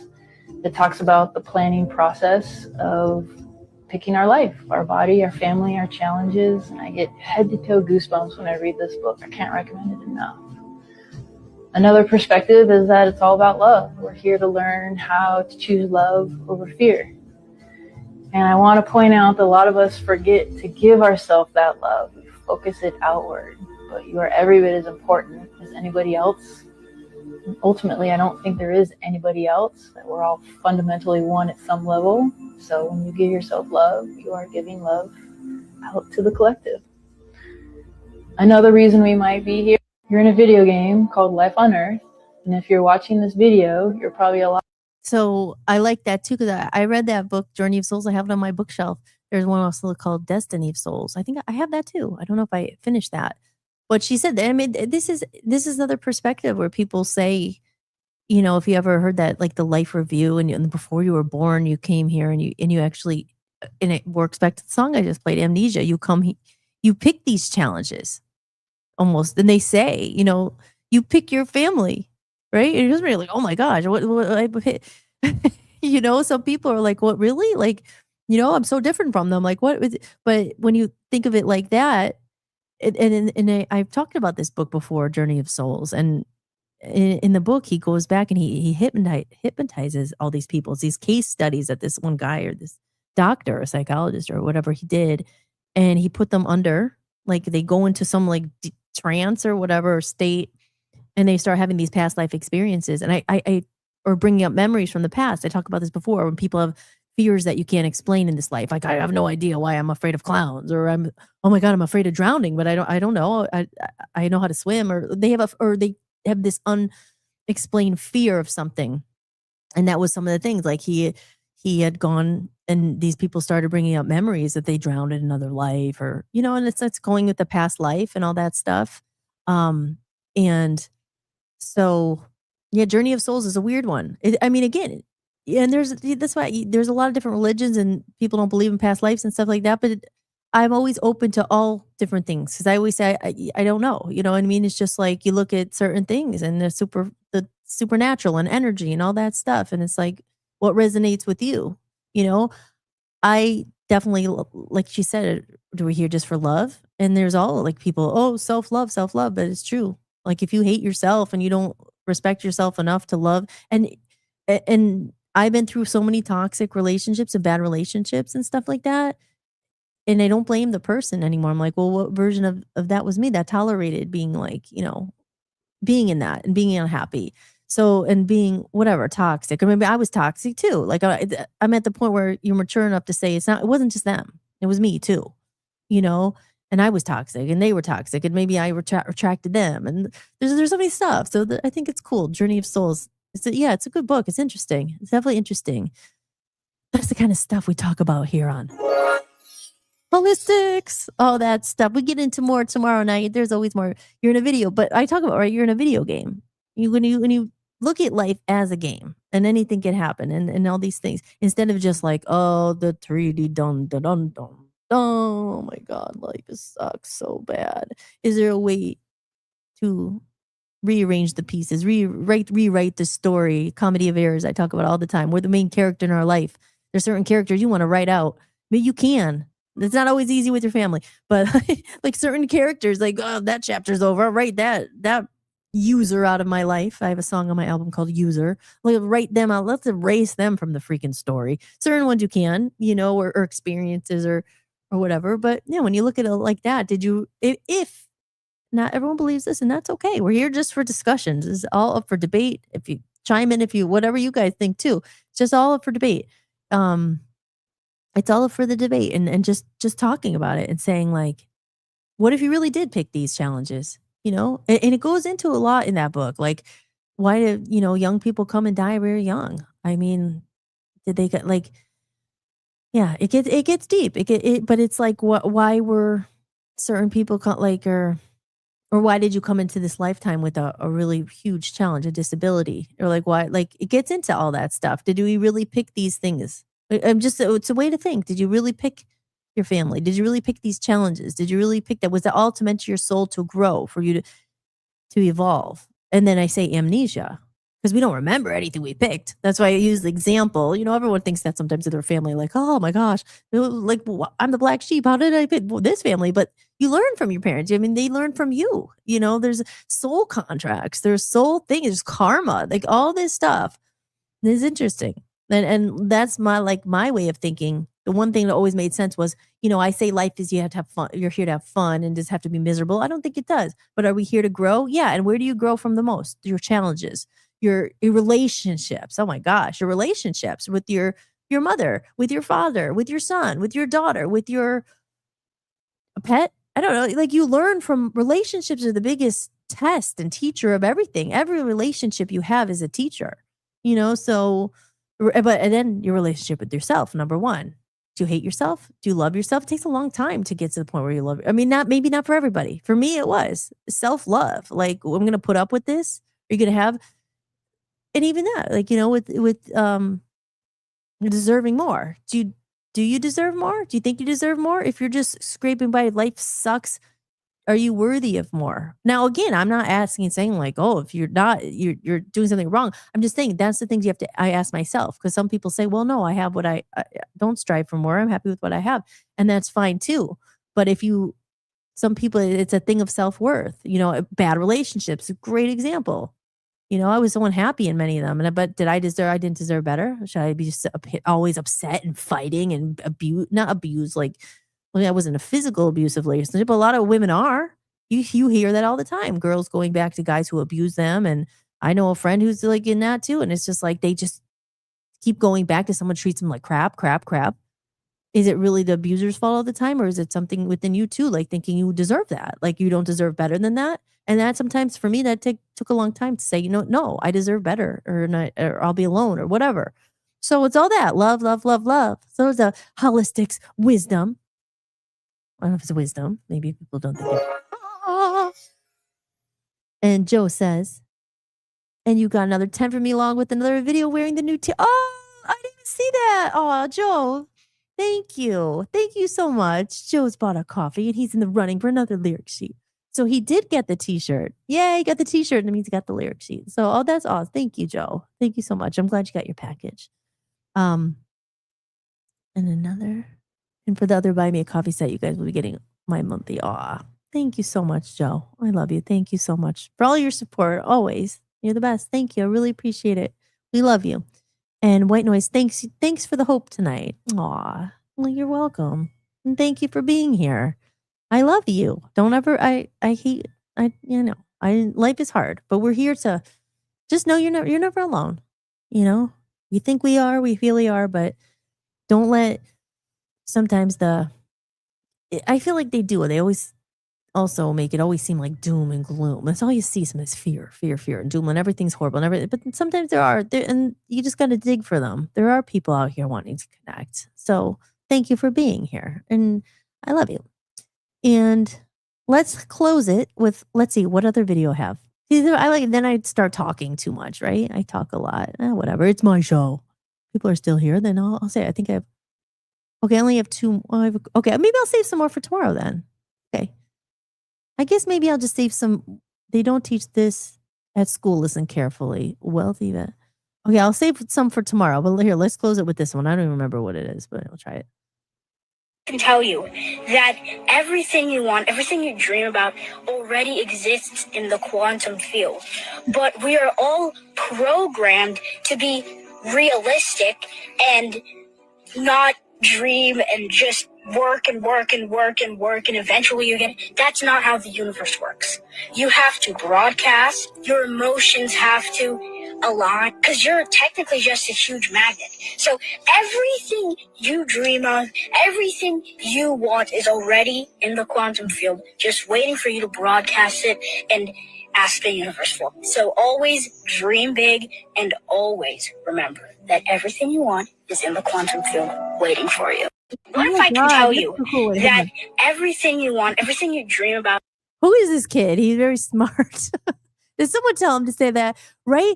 But it's, thank you, Jess. Jess says, talk away. I love it all. Well, they'll think, you don't tell me to talk. I could talk forever. But, wow. Look at this kid. Okay, so I have a book too about the quantum field, right? When I say holistics, it's the energy of there's more to this world than you see, right? I mean, again, this is not for everyone. Some people don't believe that. They believe in the science. There's nothing after life. This probably isn't the show for you. You're probably not even here this long if that's how you think. And that's okay, whatever. But for me, this is what life's about, connection, people, in the quantum field, it's energy. Okay, energy is so, it's so real. I mean, we are made of, what animates our body? What makes it, people could say, well, it's your heart beating and your brain and the things, without those, you're not here anymore, right? So it's just you could get into the science, but what created it? I mean, come on, I'm not saying I have the answers here. Have you read the Celestine Prophecy? Yes. I had that book. Well, that was more of like a story. It was a story, right? I'm trying to remember it. But it's funny. Have you read it? I'm trying to remember it. It was like the ancient story. It was of something. So my point is, I remember having it and kind of reading it, but I don't totally remember what was it about. So let me know. Yeah. I did. I had that book on my bookshelf for a long time. I would have lugged them around. I was like, I'm never getting my spiritual books. I have a bookshelf with some of my favorites. I've lost some of them along the way, but The Secret, all those, but Destiny of Souls, Journey of Souls. It was all about nature and the color green. It's all about nature and the color green. I'll have to look at that one again. The Celestine Prophecy. I do remember that. I loved it. Aw, yeah. See, Jess gets it. Jess is awakened. Yeah, but you know what they say about the quantum things? Then there's a thing about parallel universes. Have you heard that? Because we see, you know, especially sometimes when life's like going not the way you thought, but you see yourself as what you thought it was going to be or where you would be by now, all that stuff. But they say in a parallel world, like he's saying, you're a magnet. It already exists. There's different versions of yourself living different lives somewhere else. Because remember, like any choice you make affects the path of your life. What reminds me of that movie? What was it called? Like Sliding Doors. Did anyone ever see that movie? I think it was like Gwyneth Paltrow or whatever. And she was in England and she goes on a train and the door closed. There's like two versions and it follows her side by side of one decision that changed her life. It went this way or this way. And if she was trying to catch a subway and she was running down, and in the one version she missed it, and when she missed that, she went on walked. I kind of forget exactly, but she walked a different direction, and then in the other version, she got on the train. She got on right before it closed. She got on the train, and when she got on the train, she met this guy who. I forget the details, but my point is, obviously, it's just about one decision, boom, transfers your whole life, meeting that one person or not meeting that one person or taking that one road or not. So it was kind of cool. And I forget why I started talking about it, but anybody remind me? But just about how life is crazy like that and certain things and decisions and all that. But about versions that already exist with the parallel realities or parallel universes where you already exist of that if you made a different decision. The labyrinth door knockers, yes. Laugh out, yes. Which one are you gonna go to? Remember, he's like holding the nose. And she's like, knock, knock. And she goes, either which door are you gonna go under? Like, and she falls down she fell down, the hands and all that. And if she went to other door, who knows you're gonna bet? Like, that's light, right? It's kind of crazy. But again, it goes back to destiny. Will you always get to where is it a free will? Is it predetermined? Is it destiny? Are you really coming here before you knew what you were going and what road you're going to take to get there? Like they always said, there's an easy way or the hard way. It's a decision that was made. Yeah, it's a decision that was made. You don't know what's behind door number one, but door what? Same thing with people, right? Well, what about this one or that one? And right, it's just certain things that take your life in a completely different direction. And there's no point in crying over what was. I try to say that sometimes. Spilt milk. Can't change the past. And it's really hard because you could spend a lot of time, and I do it too. Like, oh, if we just didn't do that, if I just didn't buy that house in Maine, oh my God, I would have a car, blah, blah. I don't know. You can't do that to yourself. I find myself doing that sometimes. You just have to, the biggest way I say is to trust. Trust that you're here where you're supposed to be. And people say that and be like, oh God, I thought I'd be here by now. I thought I could be there by now. We're where you're meant to be. I guess. Not I guess. It's true. But sometimes you want to hear that. You're like, oh, really? Here? Still here in this? How? But if you're growing and you evolve and you learn from those things, then you are where you're supposed to be. Because is life really about just growing? It's about growing. So learning. Were all those mistakes really mistakes? I say it all the time. I don't think so. But he says a magnet and all that with energy and all that stuff. So I like that. I like that one a lot. Let's see. Should I play one more? They don't teach that at school. That kid was pretty smart. You think he was reading something from, who told him to say that? Or does he just really just know? Okay, let's see. Did I already play this one? It'd be this. The CEO of ChatGPT was asked, what is the one trait of the people that are the most successful? Guess what? It wasn't hustle. It wasn't grind. It wasn't stock investments. It wasn't reading books. You know what it was? The people that believe in themselves to the point of delusion. If you believe in yourself to the point of delusion, you can literally do everything. Your body, you can do anything and everything. Your body will act accordingly. If you don't believe in yourself, who is going to believe in you? If you don't believe that you are the person for the job, who is going to believe in you? If you don't walk into every room as if God sent you, you are not fulfilling your potential because God has sent you there, okay? Your aura should be radiating that. believe in yourself to the point of delusion. There is no plan B, baby. It's you. It's always been you. Let's go. If you remember one. I like that. See, it's true. Like, it's it reminds me of that quote, and I used to put that one up a lot too. It was like those who are, I don't know who said it. Was it maybe Steve Jobs? I don't know. But it was like those who are crazy enough to think they could change the world are the ones who do. Like she's right. You have to be delusional because people won't believe, and it's like, it's hard when you're the only one that still will always believe. And like I said, it's not from a bad place. Like there's people who believe in you, like and it's parents are a big one, like parents automatically, like my mom and stuff, I know she believes to me to death, but they have to, it's automatically, they go into protection mode. Like, be careful, because that's just the way it is, right? That's just the way they are. So, and sometimes you want your parents to believe in you more than anything, but even as much as your parents will never believe in you as much as you believe in yourself, because they're always going to be, and maybe it's not the same for everyone, but I know in my case, they're always going to be there to protect you. Are you sure? Are you sure? Like, don't worry, because they don't want to see you fail. They don't want to see, so they don't want to see you get into even worse situation if it's with money or debt or whatever. So they're always, so that's the hardest thing too, because you always want your approval of your parents, and you want your parent to believe more than anything, maybe not everyone's the same way. I don't know, but you want that. But I think even with parents, sometimes you say, oh my gosh, they don't get it. But they're really just in parent mode, because it's like the parent-child relationship is complex, to say the least.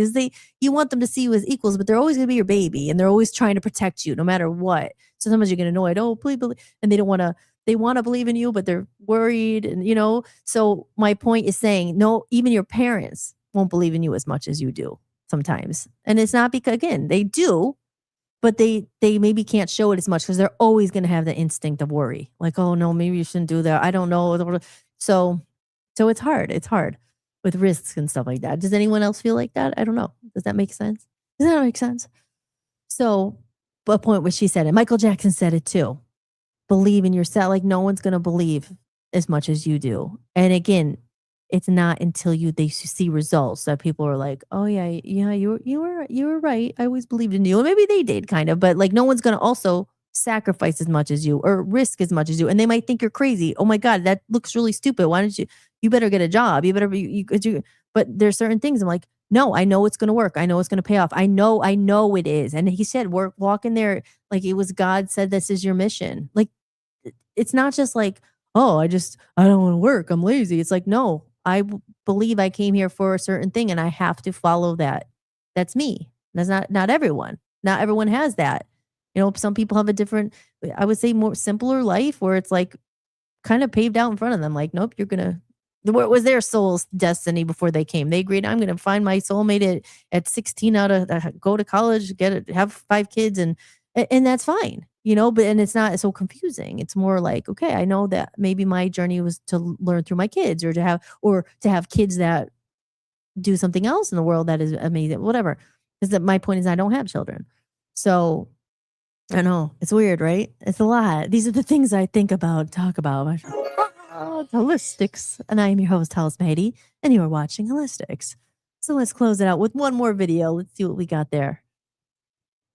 But yeah, I like her. But believe in yourself. Believe in yourself. They don't teach this at school. Listen carefully. Oh, no, I already had played that one. How about this one? Yoga. I forget what they say here. Let's see. To your highest self. For when the heart breaks, hold on. Something. I don't want to hear it from the beginning. Your lowest point is the doorway to your highest self. For when the heart breaks, something far deeper is taking place than mere misfortune. We often don't realize the value of the darkness until it has passed, for only in the absence of light that we learn to become the light.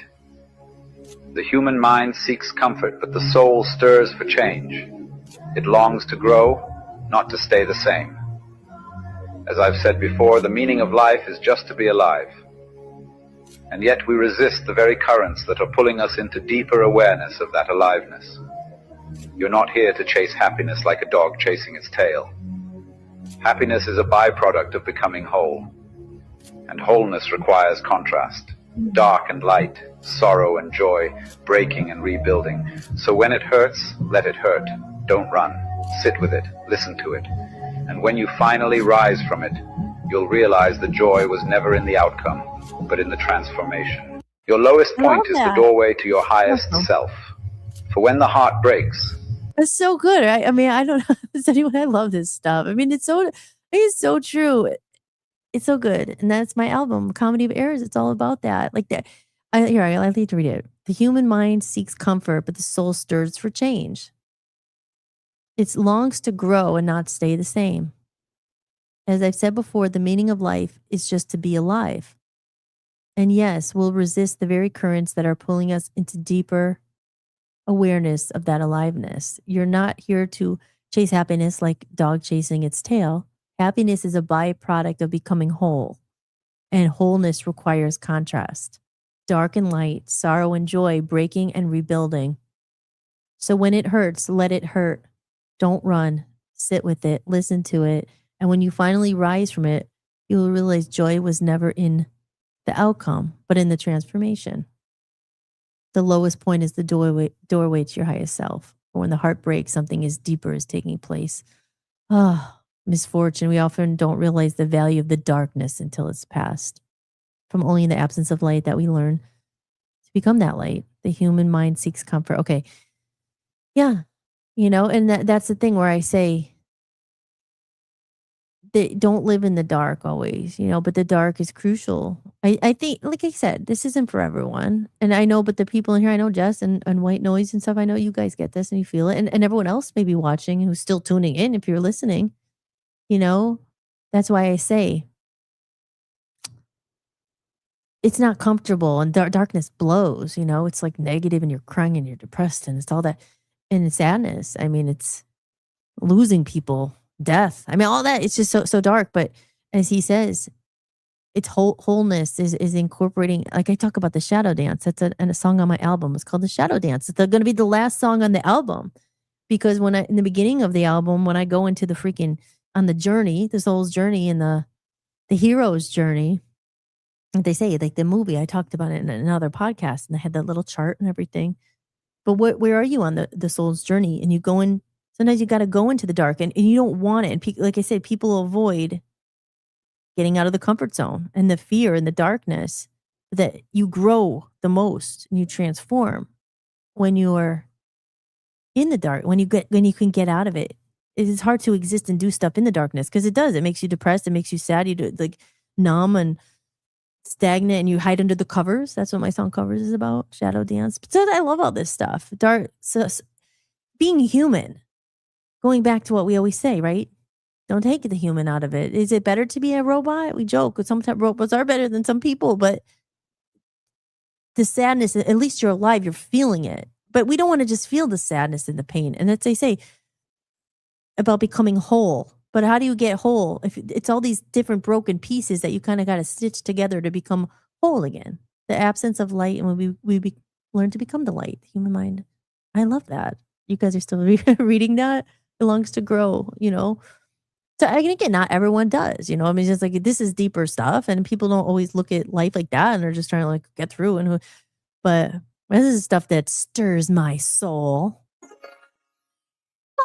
It makes me feel. I love talking about this stuff, and it's nice when there's some people in here. Otherwise, I'd just be talking to myself. But these are the kind of conversations I'll have with Dan and stuff. Like, what is all this stuff? What is all this stuff we're going through? But my point is. That's why I really I'm really proud of my album and everything. It's a comedy of errors. It's literally learning to take that pain, that sorrow, those mistakes. And if you could incorporate it, and they say, don't run from the shadow. Don't face it. Face your fear. Face the ugliest, darkest part of your stuff. Like I used to be drink with like a demon came out. Like, what is this? They face those fears and integrate the shadow because you can't run from it. Is shadow bad? Is light good? It feels good. Light, it's better to be in the light. I feel it's more enjoyable. It's fun. You're laughing. You're having a good time. Things are flowing. But then there's the darkness and it's the depression. And you got to try to get rid of that. Not get rid of it, but like learn through it, grow through it, incorporate it, like all that stuff, and integrate shadow work, shadow dance, all that stuff. Very interesting stuff. So I like that one a lot. Okay, I'm here anyway. I keep going. I might just look at it because I'll get some more videos tomorrow. Let's see what this person says. Daydream. Quantum I fell is asleep amid the flowers energy and vibration. for a couple of hours. You are the light. The center of the universe is everywhere. It's in each of us. Give yourself the light. Daydream. I dream of you amid the flowers for a couple of hours. Everything is energy, and that's all there is. That's the reality you want. You can add. Loud, sorry. Always not so loud for you. But yeah, that one's just a bunch of different quotes. I like all that. That's cool. So let's play this one. Let's see what this one is. And what you're building.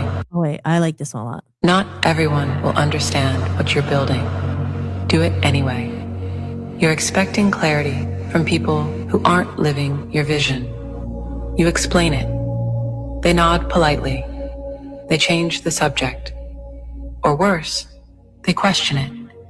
And for a moment, you shrink. Because misunderstanding feels like rejection. In the Flint Mind, I wrote, your lane is your domain. Your race is against your own potential. Here's the truth. People can only validate what fits inside their current framework.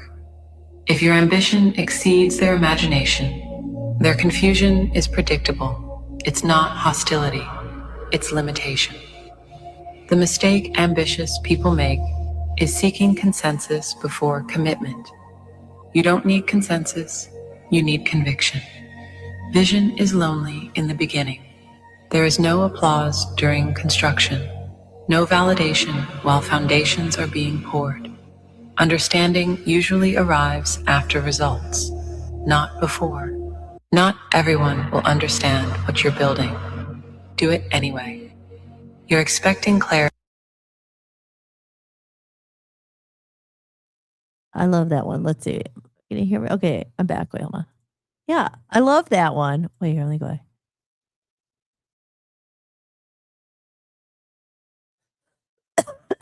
Excuse me. I like to read it too, but yeah, and that's a hard part too, because I'm like, sometimes the building takes freaking forever. The foundation,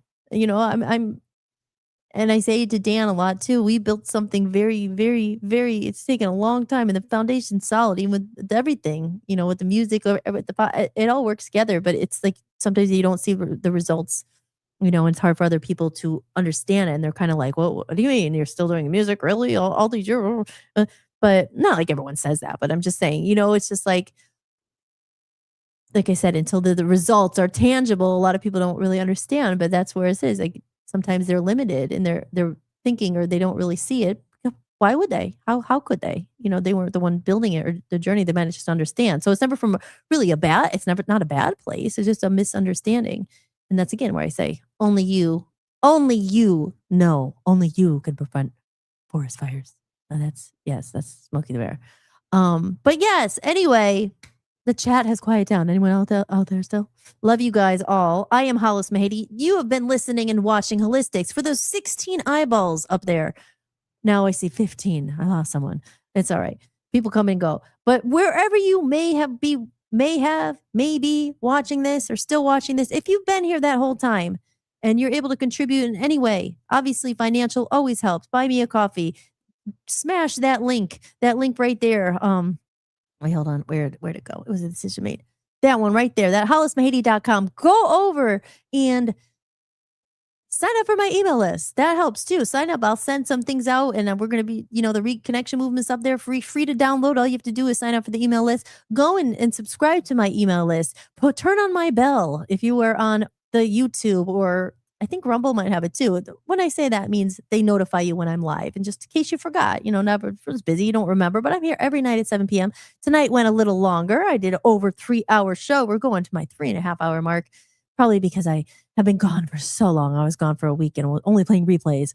But help a sister out. If you can't donate, and that is okay, I totally understand. If you can't buy me a coffee or drop anything in there, do me a favor. Of those 15 people watching this, if you haven't already, share it, retweet it if you like it. Tell someone else about it you think is into this stuff. Again, it's not going to be everyone. We talk about a lot of holistic things here, about weird things, but this is a place where we could talk about it. No judgment. I don't preach. I don't say this is how I think, this is how I deal with life. And I'm just on this journey with everyone else. And it's always better, like I say, to have some feedback and some fun here and to talk to each other and talk about these deep questions of life on Holistics here. So again, if you're watching, go ahead and like it or tweet it or subscribe it or follow me or whatever, and hollismahady.com is the way. If you are interested in buymeacoffee.com, again, one more time, well, as I do my closing spiel here, you can go up there. These are the ways that you can support the show, and you can go over to buymeacoffee.com and you could sign up to be a member, and it's $10 a month for all my exclusive podcasts and a lot of backstage stuff about my music and everything. And other ways, again, if you need some gym music, I have a lot of good tunes up there. I mean, I said it's $18,000 discount, guys. You only get it for $20. If you don't have a music collection, go and grab it. There's a lot of great music, a lyric sheet. I have a couple things in my store. I've already talked about it, but hollismahady.com, you could see it. Sign up for the email list or become a backstage member or one of our members. There's even a $2 a month or a $5 a month. It helps, and it keeps this on the air. It keeps me being able to do this and coming back more and doing more stuff. So let me get rid of that because it's stuck on my things there.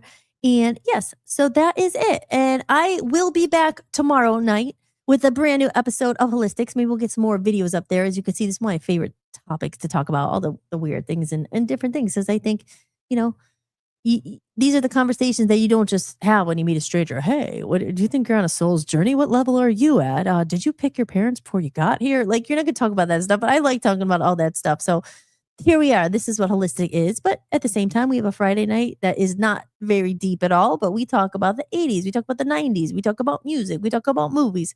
So you never know where the conversation might go. But tonight we had some awesome people in here. Aaron stopped in. Of course, we had Maga, Dirt Biker. Joe was in the house. I don't know if you guys are still here, but I love you all. Thank you so much for stopping in. White Noise. Jim's Tim was in here earlier. I think he's gone now. Jess was in the room. So she's still here.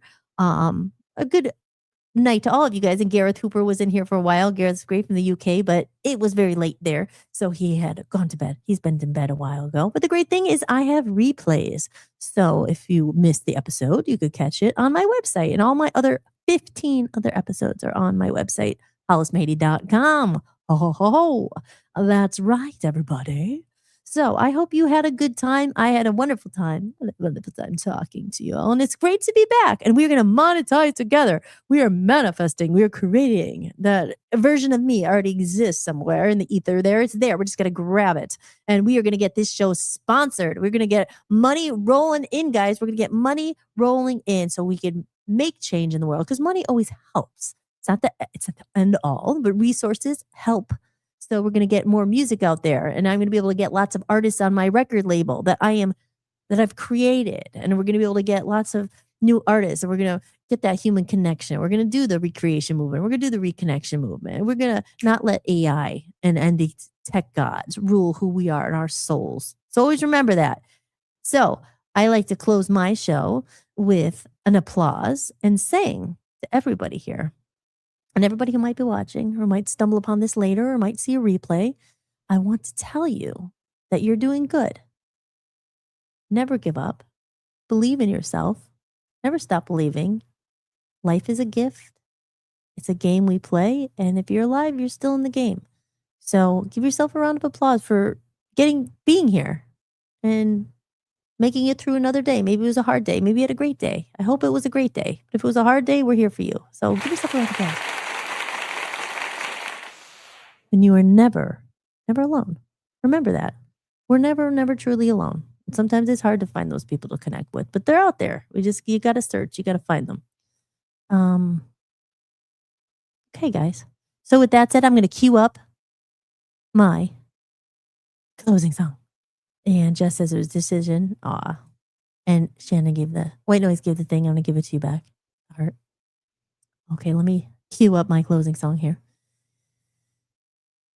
I think I just pushed end stream and that should go. And again, one more time, just in case. Are you enjoying the podcast? If you'd like to support what I'm building, you can buy me a coffee. Every bit of support helps me keep this podcast going and release my music independently. You can leave a one-time tip or become a member for a few dollars a month and unlock exclusive content and behind-the-scenes footage you won't find anywhere else. Just visit buymeacoffee.com/Hollis Mahady or scan the code you see on the screen. Download your free copy of the Reconnection Movement today. Just head over to my website, www.hollismahady.com. Go to the podcast sections, scroll to the bottom of the page, and enter your email to get your free copy instantly. Now more than ever, it's important that we reconnect and support real human creators and real people. All right, guys. Again, thank you so much. I'm Hollis Mahady, signing off of Hollis-tics tonight. You've been watching Hollis-tics. As I just said it, I'm your host, Hollis Mahady, hollismahady.com. And I will see you all tomorrow night. Have a wonderful night. Be careful in your journey. And I'm always here for you. I'll see you tomorrow night at 7 p.m. Eastern Time. Here's our closing song. This one's called Lights. See you next time. Thank you for watching Hollis-tics, hosted by me, Hollis Mahady. If you enjoyed the show, be sure to share it with someone who might need it too. And if you'd like to support the podcast, you can visit buymeacoffee.com/Hollis Mahady. You can make a one-time donation or become a member for just a few dollars a month to get extra podcasts and exclusive behind-the-scenes content you won't find anywhere else. Or simply scan the code on the screen. Your support truly means the world to me and helps me continue creating independent content for you. If you like the music featured in this show, I license it through Epidemic Sound. You can head over to hollismahady.com, click on the podcast page, and use my link for a free trial. And don't forget to check out VOPUSARadio.com, where I host my music channel and am building a growing community of independent musicians. If you're interested in joining the network, just click Join Network and submit an application. Until next time, remember that you are loved and never alone. From human to human, big hugs. Thank you for being here, and I'll see you next time. Enjoy the outro video. I love this song. Lights shining from the window late at night. I'm just watching someone else's life go by, wishing it was mine. Dreams, everybody has them at the start. Somewhere along the way they fall apart, and it makes it kinda hard to look up at the lights. When the lights go out, everything is clearer. When the lights go out, I could finally see what it's all about. Standing in the mirror when the lights go out, it's you looking back at me.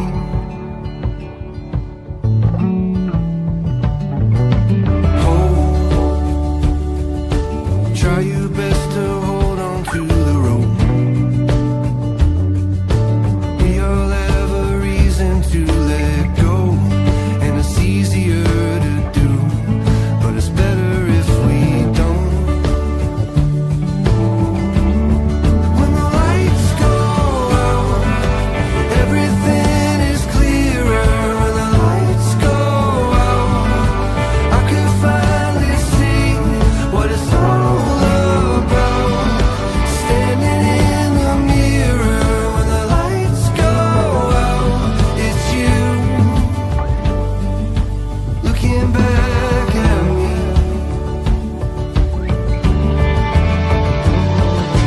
When you wish upon a star just to find out it's a plane, and when you think you've come so far but you're standing still again, and you finally understand. When the lights go out, everything is clear. When the lights go out, I could finally see. When the lights go out, everything is clearer. When the lights go out, I could finally see what it's all about. Standing in the mirror when the lights go out, it's you